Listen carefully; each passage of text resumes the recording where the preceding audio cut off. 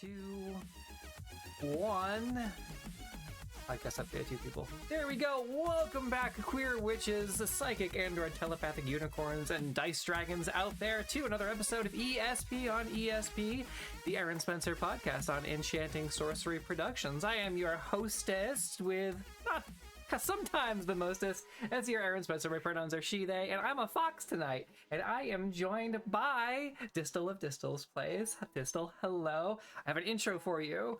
Howdy. Distal! Okay. Also known as the DND Furry. Distal has brought his D&D characters to life and has taken the short form TTRPG and furry communities by storm.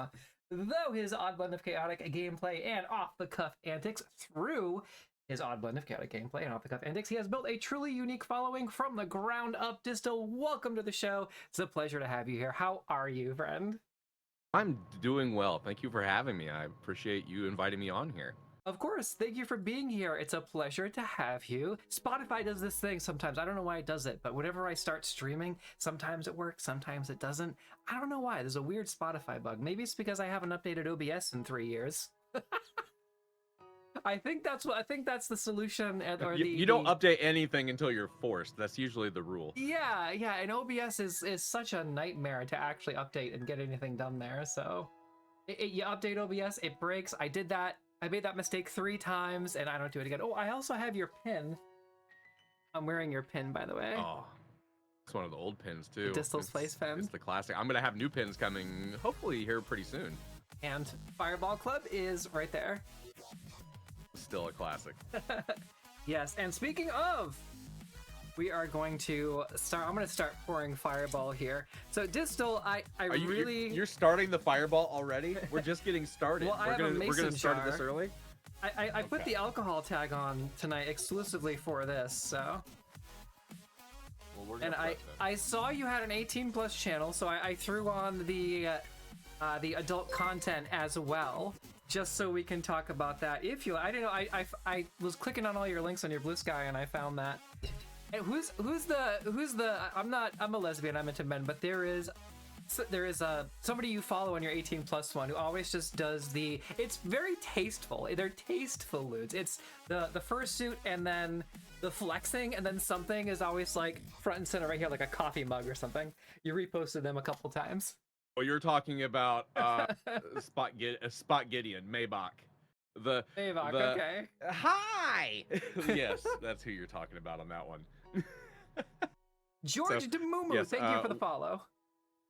One of my fursuit siblings, actually. So they George? also have a fursuit from no, the furry that you were talking about. Oh, okay. The Well, one who's hello, always George. doing the Welcome flexing. in. We have a George Demumu in chat as well. Hello, welcome, and we're happy to have you here. Thank you for joining us. And I'm going to you have Fireball ready? So what I'm going to do is, rather than do shots so we don't get demonetized for any reason, I figured I'd just put it into a mason jar with ice, and we can be a little bit classy with it. I just drink straight out of the bottle, but here we can do it slowly off the screen. Okay, here. all right. George is also from Distal's Place. Okay, very cool. Well, welcome in. We're happy to have anybody and everybody from Distal's Place here. I'm one of those half in, half toe in furries, where I do the fox girl and the hot girl shit. So I poured a glass and I'm ready to do our first cheers if you are. I poured a small glass. Here we go. I always have to use the bell because we have to Pavlov everyone to get used to hearing the bell. It makes you thirsty. We'll do it. So okay. Like that. There we go. Nice. Fireball.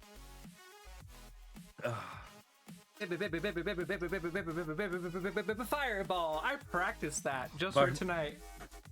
I should have played the song. We'll keep you from getting demonetized still. We'll save that for my channel in those DCMAs. How did you get the rights to do that, or do you just kind of do it? Is it because it's not what rights? it's worldwide.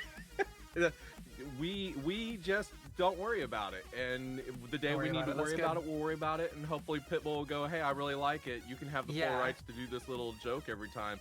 But until then, I guess you get the money anytime I show a clip that deals with it. It automatically goes to where it's supposed. Isn't that how the world's supposed to work? They already steal everything else. Send it off to Pibble. Give Pibble that money for that second. It's fine. It's my donation. It's capitalism.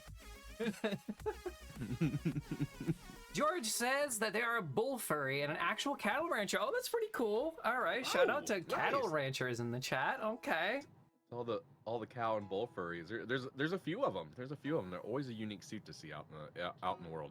Cyanidely, welcome back to the channel. Cyanidely was in our Red Vampires of Yule one shot that we did a couple of years ago, which is a Dresden accelerated Dresden Files system, which I didn't even know existed, but apparently it's a very cool system.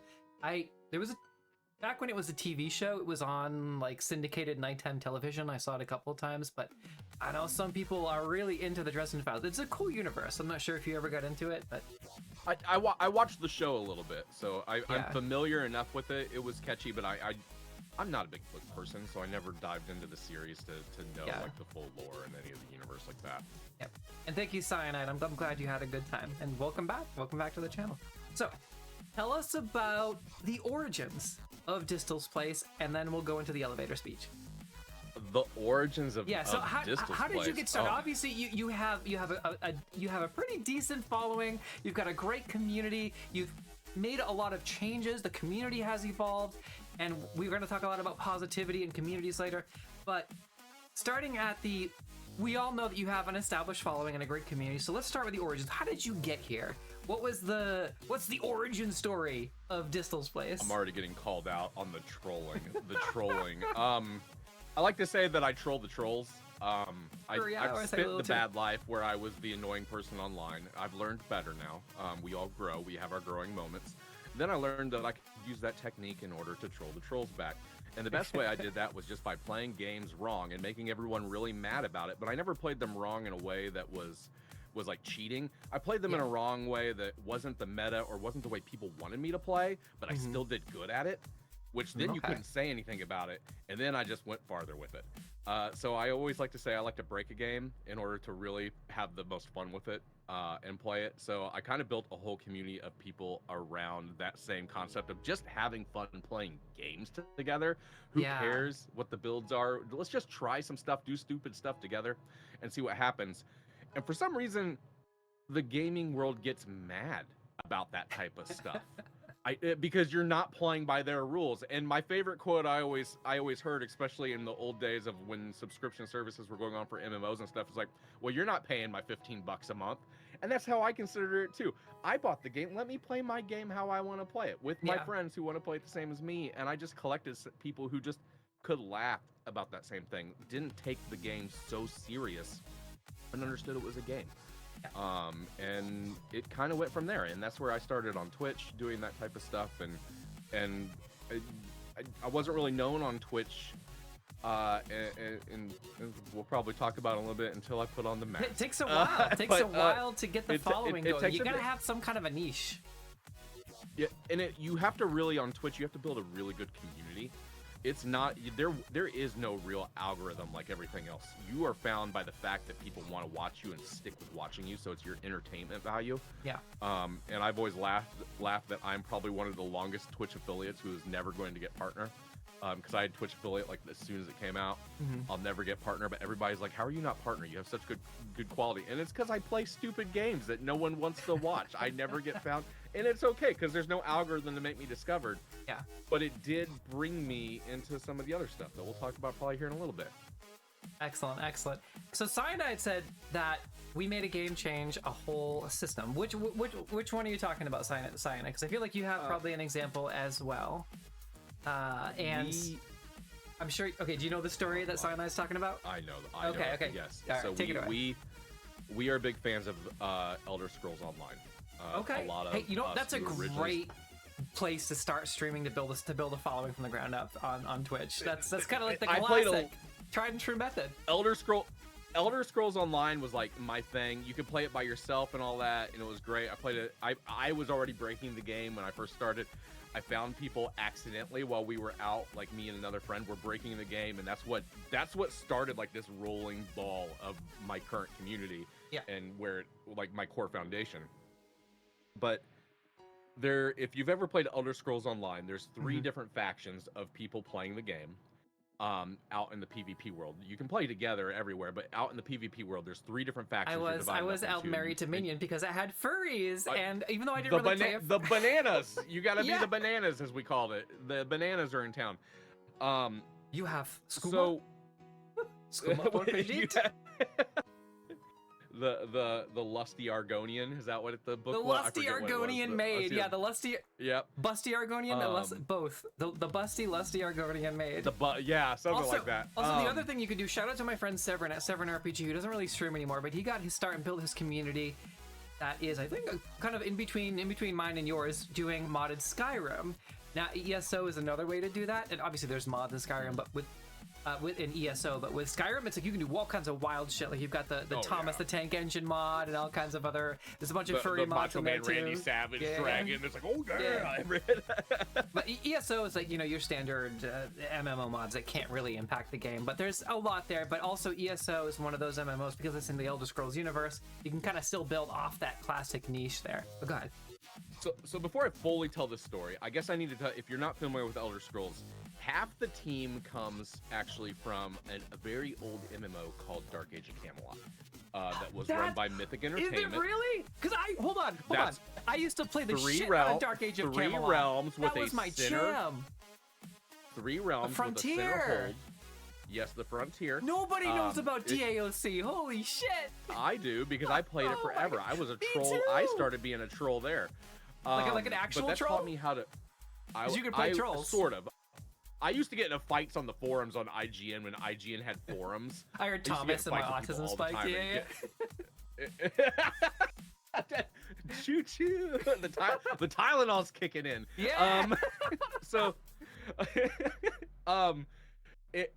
Half the team from Dark Age of Camelot from the Mythic Entertainment actually joined Bethesda on this. That's gotta be why I like it so much. There's so many shit. That's why there's so much similarities in all the stuff that we do, is because it's basically just Dark Age of Camelot rebranded as. I do it as a. From Murph. Ding. Cheers. As basically an ESO game. That's why I loved it on that. But they built a thing, and this used to exist in Dark Age of Camelot, and I'm gonna say this, and you're gonna remember the Labyrinth. You remember the Labyrinth? That you could go to. Was that the dungeon underneath the Frontier? In the middle. Yeah. Yes, it was. So they put a place in called the Sewers, which had the exact same concept. How they ran the sewers, though, instead of like in Dark Age of Camelot for the Labyrinth, you could only get into the Labyrinth if you controlled the most keeps. It opened the gate. Yeah. For the sewers, instead, they just put a door in every little PvP area, but you could enter any door, and you'd go into this main PvP area. But you still had to go through the door. And in the Labyrinth, we used to camp the Labyrinth door in order to not let people in.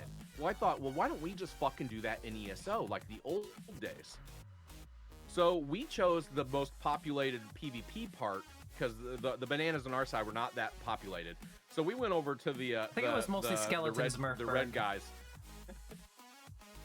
Murph asked if it had rats. Rats in the sewer. There's a lot of mud crabs. Wasn't it mostly like Centurion Roman skeletons in the Labyrinth? Yeah, like skeletons with Roman helmets. In there, yeah. Because Camelot and everything. Because it was all like old. Yeah, it was all old mythological. Yeah. Oh, it was so good. You are triggering deep memories of nostalgia from me. I know. I'm going man. deep video James shit. lore here. Video James. But so we used to take like 13, 14 people deep in this group, and we would all stealth outside the main door that the one side could enter, and we'd hang out there all night. All we would do is sit here and chat and just have fun all night and chat, and we would just pick apart little people who would try to come in and get inside because we would set up traps all over the place. There was no way for people to get into this dungeon because we were stopping them from moving in. We did this for like a month straight. Every night we would sit outside this dungeon and do this, and then entire groups would come and like try to roll us, and it was wild fights. We caused wild fights, and then we would turn around, give it a little bit, and then we'd do it again. and we do it over and over every single night. The very next patch after we started doing this, instead of using the door to get in, they allowed people to automatically port in from PvE. You could just port straight in. They bypassed the entire door system, which the whole point of Dark Age of Camelot was you had to fight to get in. Yeah. We caused the game to get so upset that no one could get in that they decided to make a workaround so we couldn't block the door anymore, and no one went to the door anymore. And it was really upsetting when no one went to the door anymore. It ruined an entire game mechanic that we had put in that just created a little bit more controversy out in PvP. Those are the types of things that we used to do. My favorite part about that was that if you got enough people together, you could successfully, if I'm remembering this correctly, if you got enough people together, you could successfully infiltrate past the gate guards from the frontier and sneak into the main zone. Is that correct? In Dark Age of Camelot, yes. You can't do that in ESO. They put a giant wall that you can't get over. You literally cannot get over it. That's the block, but you could like fall off of it and stuff. You could jump off the walls, and we used to catapult. Instead, we bought catapults and we'd catapult into the safe zone nonstop and kill people. That was the funny stuff. The safe zone wars got really, really fun. Because I was playing when it first came out, and I remember all of this shit. Yeah, I remember anywhere near the frontier gate wasn't safe. And I remember being at the time when this was at its height and people were, like you said, catapulting people over the walls or being able to glitch. And I remember somebody telling me, you're not really supposed to get past, you're not supposed to get past the gate guards for the gate to the frontier, but people do. And we would be just kind of playing, and this was high school. So circa between 2000 and 2004. So when the game was all still fresh. And we played both factions. The only faction we didn't play. 2004? Yeah. Being fresh, I was playing it before that. I was playing it like my freshman year, which would be like 99. Oh shit. Is it that old? Is it 99? Is it 98, 99? It's that old. I was playing it like my freshman sophomore year, like nonstop religiously, and then I stopped, and then when I got into like my college age and stuff, I got right back into it deep. Like that's when I became wild. Dark Age of Camelot, Murphburg. I remember coming back at some point in like 2009, and I remember sort of asking questions. I remember some woman who ended up being really nice to me. We ended up becoming friends. Said to me, "Why are you playing this game if you don't know what's going on?" And I was like, "Oh, because I used to play back in the day." And she was like, "Oh, okay, welcome back." But it was funny to hear somebody be like, "What are you even doing here?" Like, even that was even as late as, or late/early as 09. But yeah, I definitely remember the fear. And I definitely got ganked one time as like a level 13 friar just questing around ye olde England. And a Saracen rogue or a rogue just kind of like stabs me in the kidney and I'm dead. And I'm like, where? You were Albion, weren't you? I was Albion. I was Albion. I was also. I see the realms that we pick. So. Yeah, I had a really cool guild name too. I was a paladin. I was an Albion paladin, and the name of the guild was the Power and the Glory, which is kind of a cool name for a guild. It was playing off of like the Knights of Camelot era and like that sort of pseudo-Christian fantasy, type of thing. Before the people in the White House made it fucking weird. Because back in the day, it was like cool imagery you could put in an anime, or cool things you could put in a video game. Now it got fucking weird and psychotic. You know what I mean? Holy shit. I feel like the people took DAOC, the current administration took DAOC a little bit too seriously. That's the problem we had. They were all a little bit too hardcore into the Camelot and Albion vibes, if you know what I mean. And that's how we got the shit show that we have currently.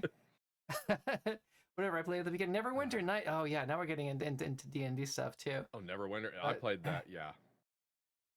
Yeah. Relationship with the ESO. Sorry. But yeah, that's how we changed an entire game mechanic, by just being trolls. We did a lot. We did do a lot of trolly stuff, and we would like to go back and do a little bit more. We've been talking about coming back. Yeah, that's very cool. Well, that must be why I love ESO so much, because ESO is basically the frontier. It's basically the frontier from DAOC. And I was saying the whole time, the people when I used to play was playing pretty regularly during COVID in 2020 and 2021. I was playing a lot of ESO. At that time, I was playing Aldmeri again because of the furries. But I played a high elf because Queen. What's the queen's name again? Valeria. The Aldmeri faction leader. I don't know. I don't remember. No, it's like I don't remember. Hold on, we're gonna get to the bottom of this right now. I do have to bring up. I looked over at the stream. My pronouns are not the right pronouns. Oh my god! Hold on. I'm gonna fix that right. That is. I mean, whatever you want to say, I'm fine. It does not matter to hold me. On. And the same. I just looked up. I'm like, gotta get rid of NVIDIA. This is different. That is. Hold on. Adobe. I'm learning things about myself. I forcibly feminized you. I can make that joke because we're friends. We're girl legit talk. I'm all down for it. Let's do it. It says it got overwrote somehow. Hold on, I'll change. I'm all for 100% girl talk. I do not mind. Let's do it. The more fireball I get, put me in the she/her category. I'm down. Let's do this. You're just gonna go blank for a second here. Weaponized feminism. Yeah. Freshened up. Fresh. And we had all fresh. We found a Gary Gygax relic, and we were able to swap genders back. The amount of fucking times that there's some weird sex swap mechanic, and Gary Gygax is a fucking loser. Let's be real. He's a fucking loser, and so is Ernie. Ernie's a fucking prick, and both of them together. Because if you think about it, the old D&D had so many like, oh, if you do this, your sex gets changed, and it wasn't like a progressive thing. It was just like this shitty transphobic humor from like the early '80s. You know what I mean? Whoops! There it goes. Yeah. Did you read that God's Awful interview that fucking Ernie had with N-World magazine? Sly Flourish was talking about that on his channel. I don't consume very much. I'll be real. I don't consume a lot of all the content of D&D and stuff. It's enough to play the game and have fun with my friends. But once I start to make it like, I just start to like deep dive all this stuff and all this stuff about the people who create it. Like I either get disappointed or like I'll hyperfixate and then I can't do anything else. Like I don't have a medium that I can like I can just enjoy it. So I have to just rely on what people tell me and just be like, oh, cool. That's about as much spoons as I can put into D&D at probably this point in my life, because so many people want to talk to me, like especially since I make D&D content about D&D and all, and I love to hear about people's games. I love to hear about like your fun stuff and all that. But when you start to like talk to me about history, listen, I don't like to even learn about regular real life history half the time. But I got enough, and that's the same I feel about D&D. I've got enough. What are we doing right now to make it fun? also, Murphy, in Tomb of Horrors, there was a portal you could walk through that changes your sex. And when we played on our community, we were like, hell yeah! People were running through that thing like it was a free ticket. It was a free ticket to ideal gender expression, which was awesome, right? So we took it and we took it back. We reclaimed it. But when you read the old Tomb of Horrors, it drips with this weird, juvenile, sort of Musk-esque humor. And I was gonna say, is it like some sort of like mask style joke, like that? Oh no, it's just like weird, it's just like, and it assumes everyone that's playing is male, you know, and it's like, oh yeah. It is old AD&D, and there was also the N-World interview where they sat Ernie Gygax down and they said, hey Ernie, so thanks for joining us here on the show. Or thanks for joining us here for the interview. What can you tell us about what's next for TSR? And he's like, well, it depends. Are we going to talk about gender identity? And it's like, shut the fuck up. You like, what a fucking tool. So yeah, the whole family, except for the other son. The other son I hear is okay, but D&D was cursed from the get-go. Is your whole jar full? Is it yes, all fire? It's all fireball. You didn't tell me that.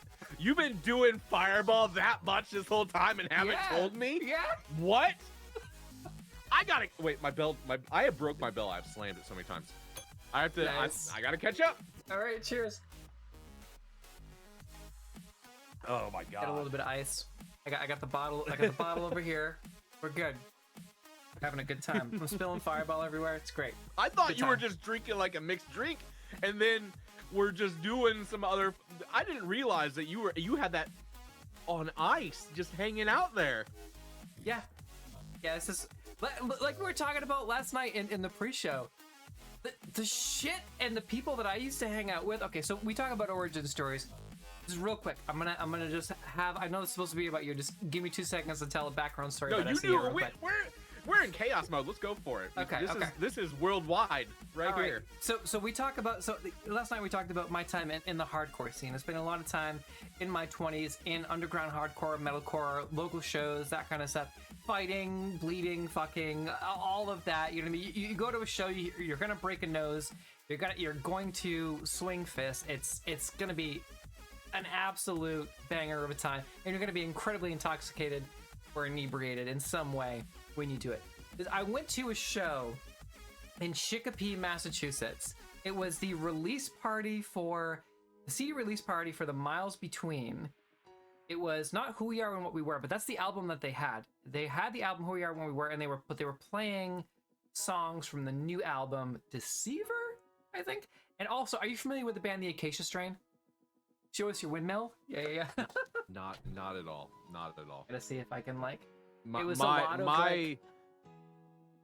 of the chainsaw, a lot of the windmill. I understand. You know? I understand all the dances. Like I got all that. I'm down with that. But yeah. When it comes to my musical windmill encyclopedia, spin kicks. Yeah. Okay, so my collection does not run deep. So Murphberg is a big fan of Acacia Strain. So Murphberg, you're gonna love this story. Murph's gonna love all this. This is Murph's alley right here. So do you know about Vincent's side project, Murphberg? Vincent, it was the frontman of Acacia Strain, has a side project called Cock Punch, and it was some of the hardest, funniest shit you've ever heard from a hardcore band. And the intro to the album, it starts off real hard. Actually, I'll see if I can get it. I'm curious if it's on Spotify, because I feel like Cock Punch isn't gonna DMCA us. Nah, it's only got Listen, as long as you stay under like 15 seconds, I think technically fair use comes into play. Yeah. So you just gotta find the best part. So the intro song is "Fuck this shit. You don't know. We just got added to the show. I can tell you're fucking pissed. You didn't see this on the internet. Holy shit, we win again. You have no fucking friends. Are you fucking serious? You paid good money to see us. This shit is genius. You paid good money to see us. You'll get punched in the dick. Cock punch." And they had some, but it was so hard. It was that's a catchy. It was hard as hell, and they had his personal friends. Vincent brought just his friends with him, and one of his friends was in there doing the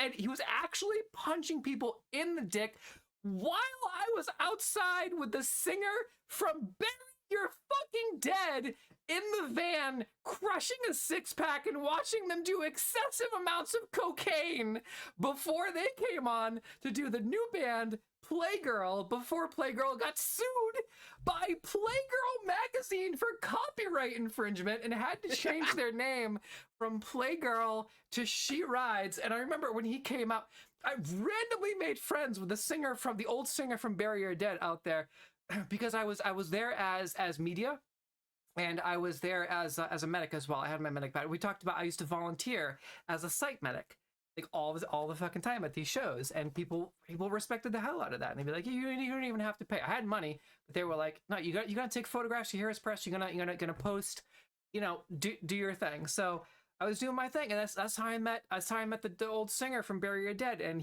they were just running all kinds of lines back there, right? And then he gets on stage in gold booty shorts, and he goes, "What's up, Massachusetts? We're Playgirl, and I can't feel my fucking face," and he's banging his face with the microphone. And jumping up and down because he's so high on cocaine that they were doing in the van out in the parking lot. And then Cock Punch came on, and they had the guy, like, while they were doing the intro, was running around in the circle pit, actually punching people in the dick. It was and then the Mouse Between came on, and they were like, "Hey, we're at the Mouse Between not from here, but we're gonna have a good time." Because they're from Taunton, Massachusetts, Bristol County, South Coast, right? Bristol County hardcore. Shout out to Belong. But that was, yeah. So, wild story. I don't even know how we got there, but through tangents. That's how. Tangents. Okay, let's circle back. I'll drink to that. Place. All right, ding. Oh my god. God, we're only like not even an hour in. Here, I didn't even hit enough on that. I already know it. Okay, all right. Okay. Oh. So, Vicious Mage, welcome, man. We're having a good time. I am so happy that, one of the upsides to these tags is that you can have wild ass shows like this. So we're gonna talk about furry stuff, but we talked about the origins of Distal's Place. I want to talk about. Give us the elevator speech about what Distal's Place is. So for somebody watching this maybe on VOD and VOD land and like, wow, these people are having a great time. I want to check out Distal's Place community.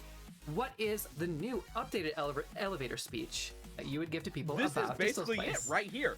This energy right here is exactly what Distal's Place is. It is meant to be a community of people who just want to have fun and be themselves and talk about life and what makes them happy, because we need a place that we can come and decompress and just have fun and do stuff together. Especially nowadays. Exactly. It is hard to get your spoons back, and I want to be a place that is basically the silverware drawer where you can find all the spoons you need to get your spoons back. So I just want to get people together who enjoy being around each other, who enjoy at least enough similar things that we can have conversations. Whether we want to, no matter what the topic is that we want to deep dive, that we can do it respectfully in a way that we really get a chance to feel heard and understood, and also re-energized after a conversation. And we're not out to, I hate to say, in the current communities that are out, attack each other. We want to build each other up, and we want to just be able to just vent for a little bit to each other on what's going on, and just have people who have some empathy around each other on what is currently happening. I'm trying to set these types of places. I'm also trying to set some places where we can have a little escapism and all that, and that is what Distal's Place is. I want us to get together and at the same time find new communities, because it's not about me. Cool, I got a place, I'm a hub. That is great. I'm glad I can fly my own flag and I can show that off and I can brag a little bit about it. But my end game is not about me. It is about connecting people through networking and through community, because in the long run, community is the most important thing that we have in basically all our lives at this point, is finding the same network of people that we can trust, we can connect with. And I just want to help people find that at here. Whether you stay here or not my end game. I'm not here to make a giant following on that part. I just want people to be able to find the same like people and figure out where they belong. And that's what I really want to do, because I think it's the most important part, is helping people find where they feel like they belong. And finding your niche, kind of hub that. And that's really what I'm doing right now. And I really appreciate you being here, and for sharing that, and for staying true to that sentiment, because in the time that I have known you, it's very, and Murphberg, this is for you. It's hard to find real friends. Make a real friends pop punk band joke here, but it's hard to actually find real meaningful friendships.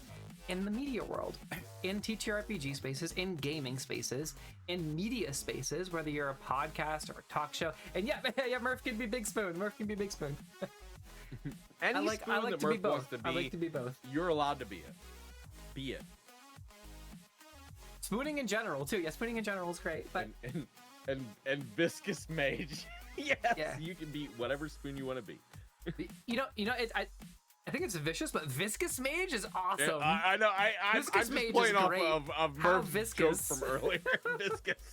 Viscous mage. That's incredible. But no, it is. It's really hard to find real meaningful relationships in anything to do with media, anything to do with content creation.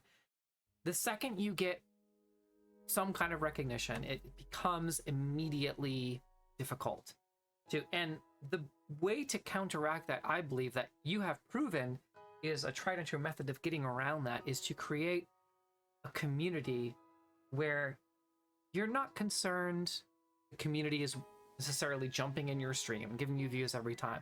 So long as the community is having a good time, the community feels safe, there's a sense of community there. Some people, the community is getting something out of whatever you're building. That makes me happy. Sounds like it makes you happy too. And just sticking with that is gonna get you enough to have your voice heard, and who fucking cares what comes of that. If you're having a good time, you're building community, you're kind of living your dreams, you're out there, you're doing, you have your theater kid moments in the spotlight, but then, that's not what it's all about. You come back to community, and I really appreciate you voicing that as well. It's really important that we bring people together into a space.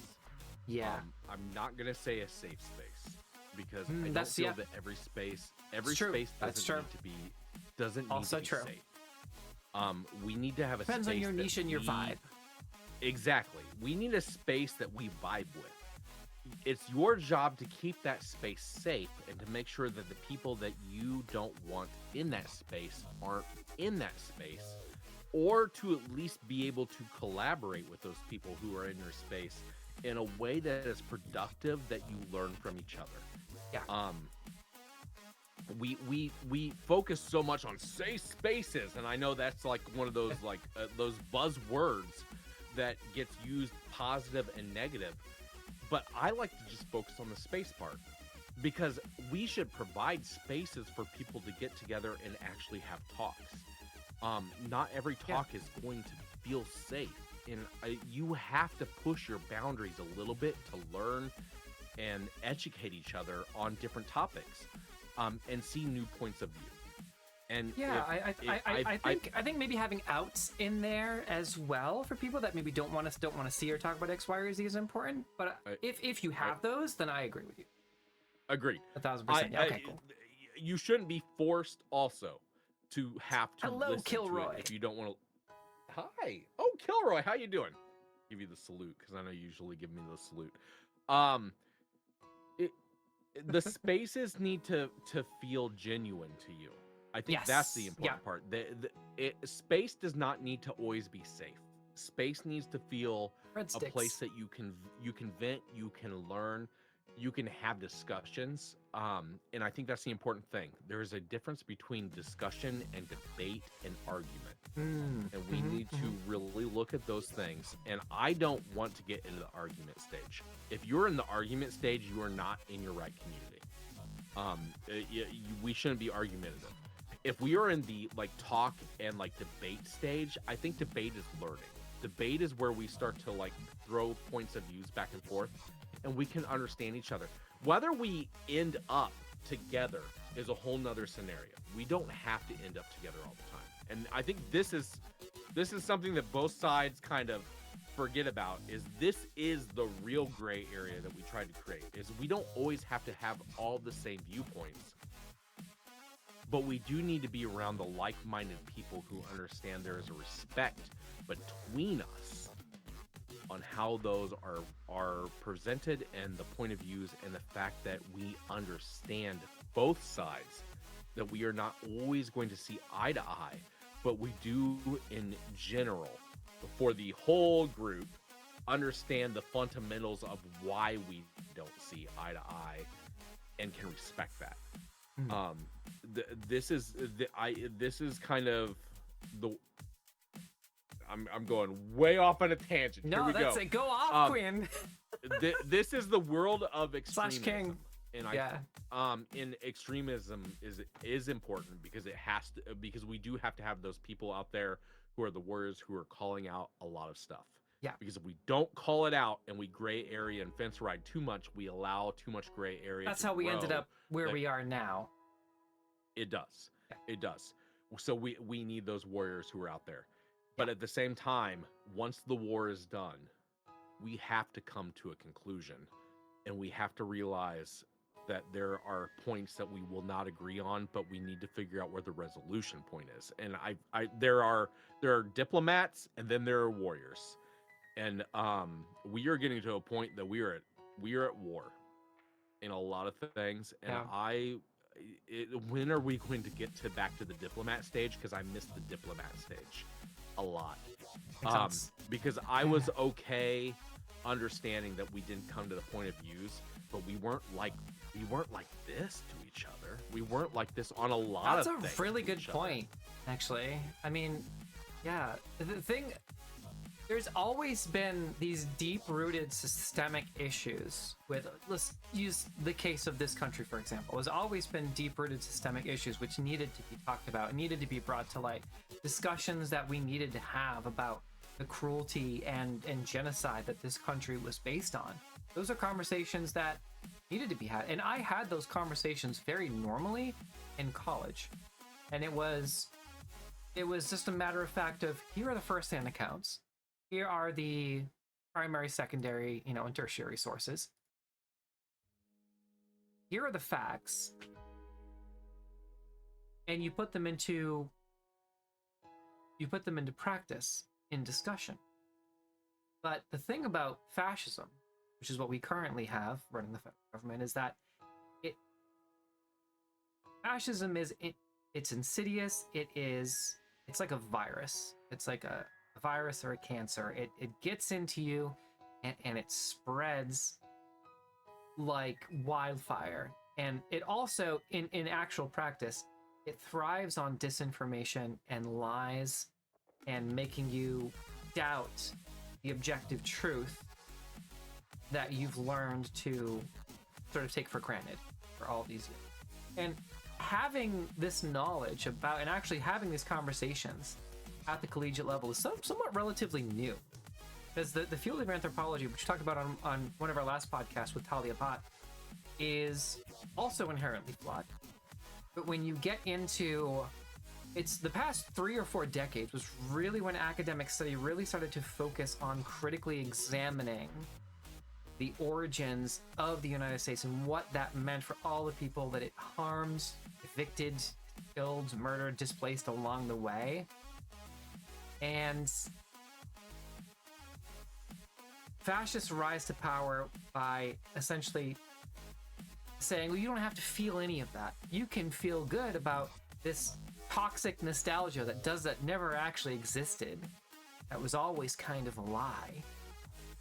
If you just do the horrible things that the state is asking you to do on their behalf. That's what's going on with ICE currently. But you're right about, for a while, there was like a couple of decades where it seemed like we were making real progress in conversation, in education, in academia, where people were actually starting to think critically about history and about what it all actually meant, especially from at the same point, this country. We could respect each other's opinions and understand that they were each other's opinions, and we wouldn't tread on each other. I think that's the important part, is we set boundaries that said, hey, we don't agree here, but we are going to allow the people in general to make their decisions on what they want to make. Yeah. And we are not going to enforce. We're going to allow the people. We're going to allow the people to be mad and be and boisterous and all that. And if they want to protest, they can protest. We'll support that. If they want to rise against, they can rise against. We'll support that. We'll do both sides equally. and we've lost that. We've lost that gray area, and it is you are in the line in the sand, which is, I guess, depending on what side you are, is that's good or bad. Because I want to keep an open mind on a lot of things. But at the same time, because we are so lined in the sand, the power has allowed to be moving to line, which before we had almost 2 lines and we had this whole gray area, and we had the ability to debate and go across that, but we never touched it because it wasn't the priority of what was going on currently in the whole scape of everything. And people have lost that view, and they are so focused on where that line is that we are at a civil war with each other over this stuff, when there are so many other problems that we could be fighting that are way more important. Well, I think Murphberg has a good point there about the both sides rhetoric contributed to that divide, though. And I do think part of this conversation is part of this conversation. It comes back to the privilege that we do have. You know, I feel like white people took for granted, I'm among them, for people that this whole idea of like, oh, we can come together and have a conversation, but the conversation couldn't, I feel like, as sad as it is, we can't really move forward until we have the hard conversations about racism, segregation, Jim Crow, slavery, the genocide of the indigenous peoples of the Americas that we perpetrated. And it's really hard to have a productive discussion amongst privileged people and with civility. And what I saw happen very clearly was I got my college. I graduated in 2017. I was going to college between 2012 and 2017, and the things that I learned in college, part of what radicalized me, and it wasn't propaganda. It was firsthand accounts.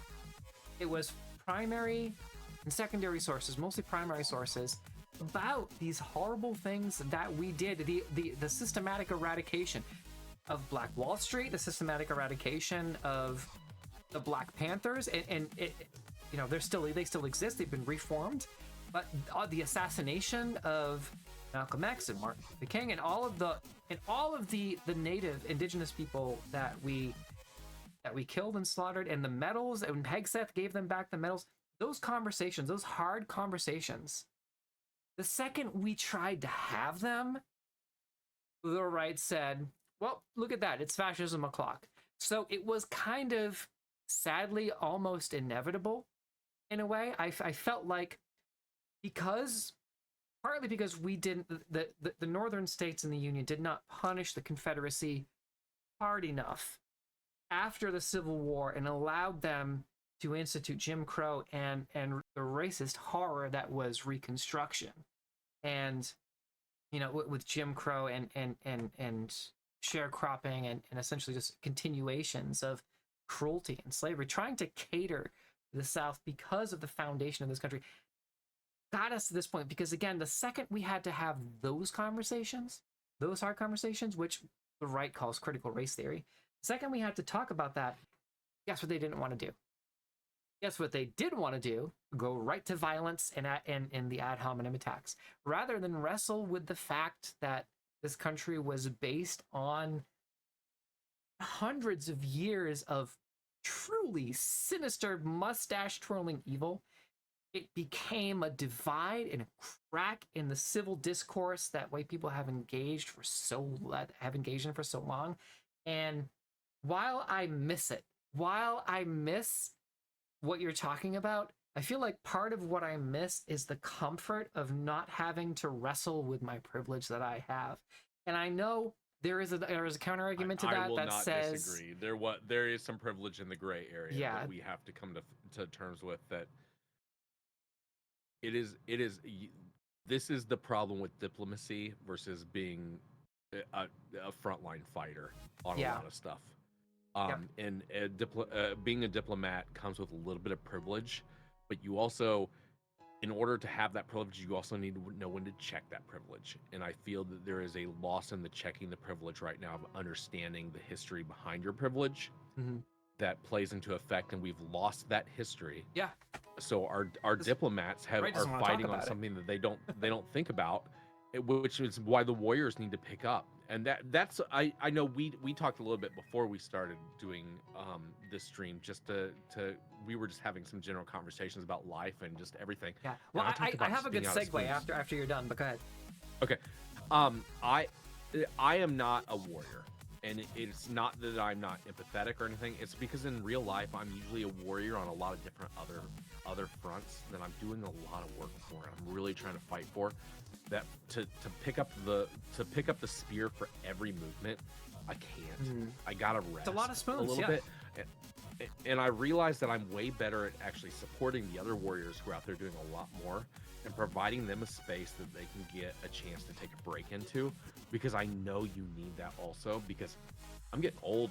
Old. I'm a gray muzzle now. I can't keep up gray a muzzle? lot with it. And yeah, gray muzzle. I'll explain that term. I'll explain that term in a little bit. I feel like I know what it means. I feel like I know what it means. It's pretty obvious on what it. I mean, you can see it right here. It's Peach. It's your old dog. I'm the old dog in the fight. I do a lot better hanging out in the back and just helping out and providing to those who are still doing a lot of the heavy lifting. I'll still lift where I need to, and I'm still doing the work where I need to, but I can't shotgun every metric. I need to focus down on some key things that are really important to me right now. Well, you can only do what you have the spoons to do. Yeah, everyone's resistance and everyone's revolution is gonna look different. Everyone's contribution, the future of society is gonna look different. Because you're right, we are in the fight. And it also doesn't mean that I don't care about it. Because I think that's the hard part, is just because I don't say something or I don't make a political stance every second doesn't mean I don't care about it. Yeah. It just means that it can be tired. In the priority of everything I'm doing to just survive right now, and in order to help others, I can't always be in all these spaces at once. Because I also have a goal that I'm trying to provide a space. And this goes back, I'm going to swing it all the way back down to I provide a space, but it's not a safe space. Your job is to make the space safe space and have the same people around you that you want to have. I try to provide you a positive space that you can retreat to, that you know you have enough safety and enough support that you can go out and do the job again. And that's what I focus. And that is back to the Distal Splice motto. We're not everybody who's come into this community has come from a great place.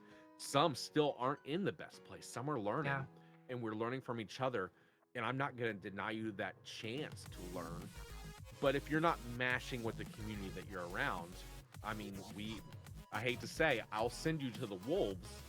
But at the same time, I want you to have a chance to also have a space around people who are close enough that you might learn something or you might teach something. There's both sides of that, and that's where I'm at in this stage in a lot of things. Is again, I'm trying to get back to the diplomacy. I have an answer for you, which is we are, which is going to go into the segue. But go ahead. Go for it. Segue. Okay, I'm ready. So, but before more fireball. I mean, you're way ahead of me. I'm gonna be honest. You got a whole jar. I'm gonna join. All right, here, cheers. That was a heavy topic. Quickie, yeah. Exactly. But what I will say, need to cool it down. That type of discourse isn't right for our community, and every community should have the right to decide what they want to do. And when I say that is, I mean that we have a very firm, no fascist, no Nazi stance, and a lot of the folks who, in my experience with our server, a lot of the folks who have tried to have those conversations have slipped really hard into the right extremism, and we've had to trim them, we've had to kick them, because that's not the kind of space that we want to create. And in the process from 2017 to 2022 hey, you know what? But I do want to follow up about that weird gray part about the Nazism. Because that's an extremely important thing that you're bringing up, and I just somebody in this chat circle back to me on this, because I think this is important. I think that this is we need to put a flag right here. So we have a firm stance on that, or things, even if they relate to video games, that come off very similar to that kind of rhetoric. Right? We have a firm no, not acceptable policy. But what I will say is that I hear the counter argument. Now, this is where I think everybody in the chat, and you're going to resonate really strongly with this. I already feel it. The one counter argument that I have heard from frustrated, and I keep track of things. I keep track of things. I keep track of how people self-identify. I keep track of the people they follow. I keep track of the things they say and the things they talk about, especially during that time frame of 2017 and 2022 when I was really deep in other communities and a lot of very sort of middle ground, battleground communities. And what I found was that there is a sense, especially from white men or cisgender heterosexual white men, their one gripe, and follow me here, bear with me, from a lot of the normies. You're talking about my demographic. I'm following. Let's do this. Is that there is a lack of substance use intervention. There is an encouragement for substance use of all kinds. There is a lack of empathy from the very people that claim to champion them. There is a lack of direct personhood attributed to them by the people that claim to champion them. And the problem isn't trans people. It isn't marginalized people. The problem is capitalism. The problem is greed. The problem is exploitation. The problem is white supremacy, because you can't talk about, I just heard this today on FT Signifier, thank you FT Signifier, you can't talk about capitalism without talking about racism, and it's because there's so much scapegoating, and I get it, and but the anger and the rage, and Hasanabi says this all the time, the anger and the rage that all these people are feeling, it is so easy for someone with money and influence and power who's not afraid of the consequences to say the root of all of your problems, this is the exact same thing that Germany did in the 1930s, the root of all of your problems is not us, it's not the government, it's not the system, it's not imperialism or colonialism or capitalism, it's these other marginalized groups. And it's so easy to take that rage and to turn it in a different direction. Fellow Hasanabi head, yeah, let's go. And I hear it. I hear the pain when they talk about losing friends and family to substance use and the lack of empathy from the federal government, from the system, from the healthcare system. But that rage needs to be directed at the right people, needs to be directed at the big corporate donors who have people like the feckless Democrats that we have now who refuse to fight because they're taking money from these big donors. But the people who are getting more money are the people in power. And it all comes down to the real enemy being capital, being capitalism, being capital owners, being the ultra wealthy. Billionaires shouldn't exist. Nobody should have that much money, wealth, power, and privilege. And those are the people that the anger need to be directed at, not your fucking trans neighbor from the 3 apartments down from you. Capitalism, I think, has changed in the current. Okay, so yeah, so capitalism was good. It was good because we had Black Wall Street, but then we saw its ugly, I don't even want to talk about money. I'm not going to talk about real fiscal money. Destroyed Black Wall Street. Yeah. There is now a new capitalism in social media, which is engagement. And people have realized that the more engagement, the more following you have, that converts into if South Park made a great thing about this back in the old day about the internet dollars. I need to cash my check on my internet dollars for how viral I've been. And this is great. It really did bring out a fact really before it even became popular. But nowadays, there is also, I feel a lot of people say a lot of stuff online because they're looking for that engagement. They feel that if they get the engagement, they find the bandwagon. They build a bandwagon of stuff. And when they're the leader of the bandwagon, they feel important. This is the same thing that capitalism has built on the billionaire side. These social media currency. There is. This stuff doesn't mean a fucking damn when it comes down to dollar for dollar, internet dollar. But these people feel that if you have the right ratio, this is where the term ratio comes from. When people are against you more than your likes, your comments are bigger than your like factor because everyone hates you. this is the term ratio, and how it works. And I'm watching it a lot with AI fights and stuff in a lot of our local groups where they're not getting anything. But like, I pulled people, and they only got 4 people who have actually gave them facts, and they didn't even know anything about AI. Yeah. Oh my god. The AI thing, yeah. They're getting ratioed already because no one's liking their stuff, but they're posting it nonstop as if people love it, and people are like, stop posting it. They're like, no, people said they like it. 4 people said they liked it. I just watched a video on the Shadiversity, the guy that has like all of his art. He puts AI art on his T-shirts and shit like that. You know what I'm talking about? He's like he was like the weapon guy, the D&D weapon guy. Do you remember him? I have no idea. And I don't. I'll be honest. Once again, the amount I consume anymore, I have cut back on the amount of consume. He just constantly reposts AI art and generates AI art. I don't have the spoons to consume anymore. Yeah. But at the same time, a lot of these people, I hate to say, a lot of these people are super smart because I hate to say the dumbassery of the internet absorbs this shit and likes this shit. So if you just want to make a buck, if you want to do the consumer, if you want to do the capitalism of what the internet is, it is to just put out media that meets the masses for whatever is going to make you feel more, to make you have more power. It is such a weird, like there is this weird new capitalism portion of social media that has come into play where people can they're just spouting the wildest shit they can because they think that's engagement, and they do get engagement. The grifters. I sadly, sooner or later, brings them up, but it also separates us a lot more. Once again, getting back into the diplomacy versus being a warrior. Yeah.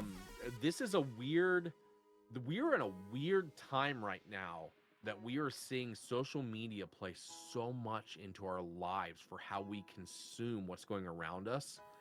And who would have ever thought Al Gore's internet or Blue Ivy's internet, whoever you want to say is the creator of the internet. This is a part of our body. Exactly. It's an extension of us.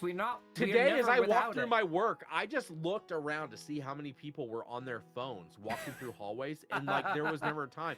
Even I was on my phone, but I was watching, and I was like, man, I never have paid attention that no one is looking up. Everyone is looking down. Yep. They're consuming, and there is a new power that's into play right here that it's all about how wild. Go into your privacy settings and make sure that nothing's following you, by the way. My Amazon is gonna send me something about probably privacy screens and probably a Chewy something. I don't know. I feel like because I'm talking about furry, I'll get a Chewy ad probably. Yeah. But it's such a weird world now. What's the box that gets delivered? It's like a for pets. It's the like bark box? No. It's well that could be one. But I'm sure that. Did I just call myself out by saying that? My bad. I'm sure there's a joke in there about a goodie box that is just for furries. But a chew something. The one that's actually for dogs was chew something. I just remember the Chewy boxes that came. I just want to clarify one thing real quick, just so people don't clip me out of context or anything like that. But when I say capitalism is good or it can be good, specifically, I just want to refer to capitalism for the longest time was the lesser evil that was still inherently a negative. But then the reason I say this way is because we saw the opportunity, just to bring it back, and then we'll go back to the Chewy boxes. It was an opportunity for everyone to participate. But the second, this is why I'm not for capitalism anymore. The second that marginalized communities said, okay, you want to say we've got the lesser evil? We're going to play your game. We're going to do the exact same thing, and we're going to run with it. Everybody gets an opportunity, right? And then I know this is the third time I talked about this, but it's so important. We burned the whole fucking city to the ground and salted the fucking earth. And that's why capitalism can't work, because we tried it. We tried giving it to everybody. And the second that everybody got to use it, we said, I don't like that very much. So that's why we have the problems that we have. Again, there's a weird gray area that we have to stay in that allows both sides to work together, but also against each other. Yeah, but if Black Wall Street those boundaries, once we cross those boundaries, we go to war. Would have been a different story. Yeah. Capitalism, again, to me, open markets and things help drive down costs, but at the same time, once you start monopolizing and realizing that if you work together to make things cost more for the people who need to spend money, it's such a weird space. It's just such a weird space. Yeah. At what point are we going to become Star Trek and we can just barter for things and just ask for AI? No, God, can we ask for AI to make us? No, are we going down the wrong path? Is this how Star Trek started? I just realized that as I said it, it came out my mouth. I'm like, do we need AI to make us something? No. Star Trek is based on the idea that there was a conflict similar to what we're having playing out. And I want to say, as someone who has thought a lot about this, who does a lot of research and a lot of work, and really doing my best to educate myself on all different types of thinking and of government and of ideals. I listened to there was a TED Talk I watched from someone who was talking about protopia versus utopia. Terminator territory. Yeah, it's so. I can't remember the name of the speaker right now, but she was talking about protopia. And that's sort of the idea of, abandoning technology and going back to local farming and sort of de-tech, right? De-tech everything. But she did say, in modern media, if we had to pick something that was the lesser evil but still an evil, as of right now, in the collective wealth of human storytelling, Star Trek is as pretty close to a lesser evil as we're going to get. It's still flawed, but Star Trek is something that, and a lot of conservatives love Star Trek, and I feel like they're missing the point of it, and that's why we need media literacy, which is such a huge problem in this country, is the lack of media literacy. That's also where we got to where we entertain me. Yeah, I don't know what I'm watching. That's what it is. Fuzzy box go brrr.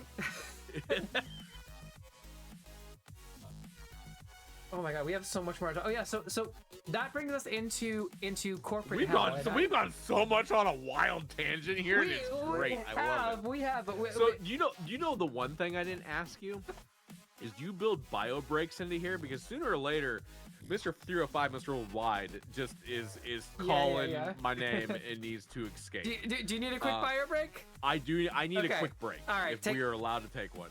Take 5, and then we'll come back and talk about furries. I don't even know if I need 5. I just need like 2. I'll be good. We'll talk about furries and bark boxes. Okay, you know what? Just go and I'm gonna catch up with the chat. Okay, you do that. All right. Yeah, I'll be right here. Enjoy looking at my fursuits in the background. Yeah. Fursuit time. Will there be replicators? But they'll still charge you $20 each time.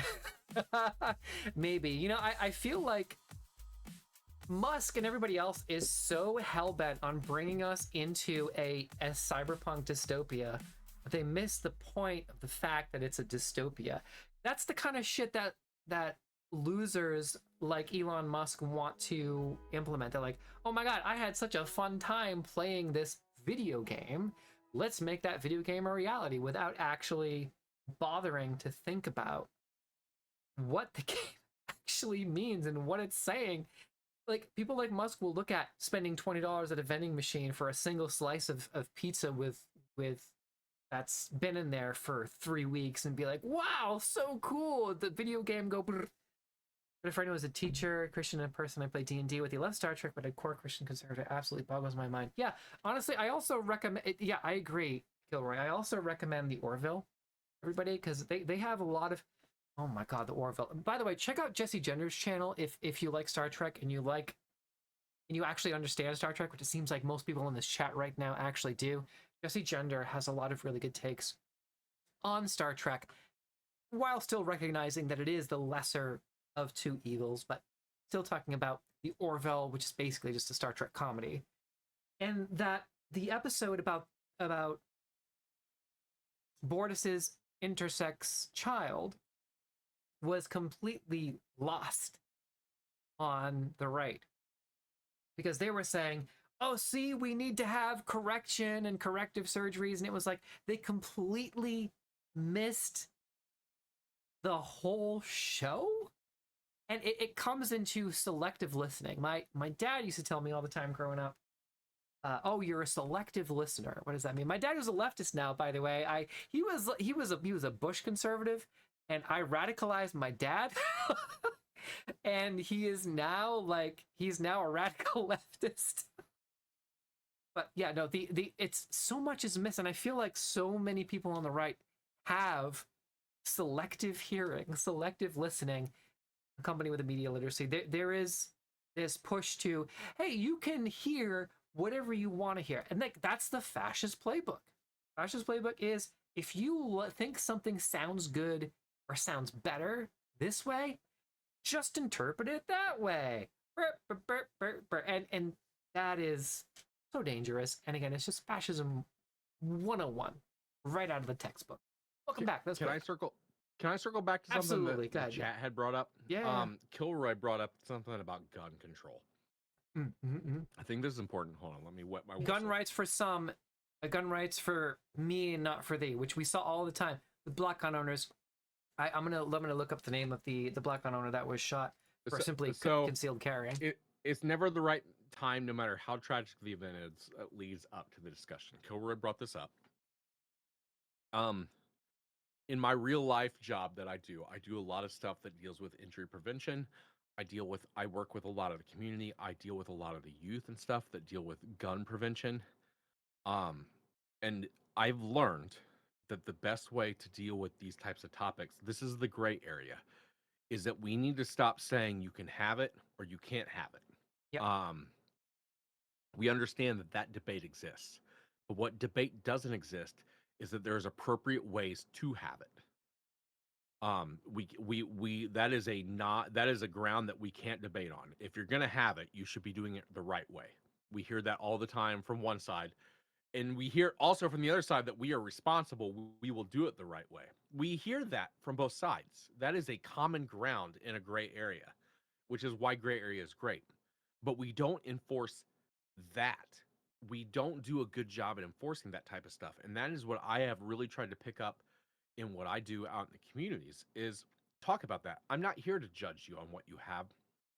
I'm here to tell you the stats on what could possibly happen if you don't do what you're supposed to do, and provide you with the equipment to do it right, or to help you do it one step better than what you're currently doing it now, so an incident doesn't happen, whether purposeful or accidental, because of other situations. I am trying to meet you in those gray areas to do the right thing. And I think that's where as we look at a lot of the current events going on, man, aren't we seeing a lot of these gray areas being debated as if they shouldn't have never happened? But these were the same gray areas we have always lived in. And now we've drawn a straight line through them and said, no, you don't do it during this. Like, that didn't exist before. Though, like, I'm going to call out real world topics, and I don't want to be that way. Yeah. But we look at the current situations going on in Minnesota, and do you have the right to have a gun in certain spaces? Isn't it weird how the groups have flipped on their viewpoints? So the groups that didn't want you to have a gun now don't care if you have a gun, and the groups that do have a gun say you shouldn't bring it to a place that you shouldn't have a gun. But that was never the point. That was never the point. The gray area was, can you have it in a space legitimately in the right situation? And from at least the data that I'm being fed back, those criteria were met, which means both sides can't fight on this.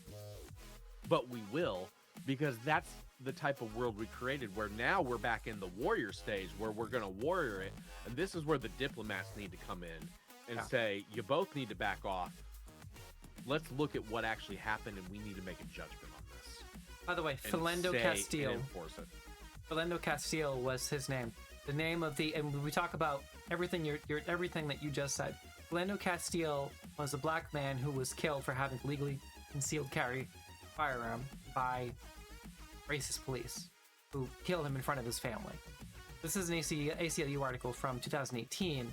Point remains. And again, FT Signifier was just talking about this. Was just talking about Philando Castile and Alex Preddy. Now it's happening. Now it's happening to white people. That's happening to the people. Was this the one who was in the passenger seat category of the car that we saw? Exactly. Is that this one? is from 2016. I'm not sure of the exact details of the incident, but I feel like this falls back in. No, this goes way before what I'm thinking. So, because what I'm thinking falls back in the BLM movements and a lot of stuff where there was a person who on a live stream had a situation happen, and I think it was because they saw the concealed and reacted instead of understood the rights the person had. Yeah, that's exactly. If I have this correctly, let me just. That's where I don't want to jump too much into like the real like. Everyone has opinions. I get it.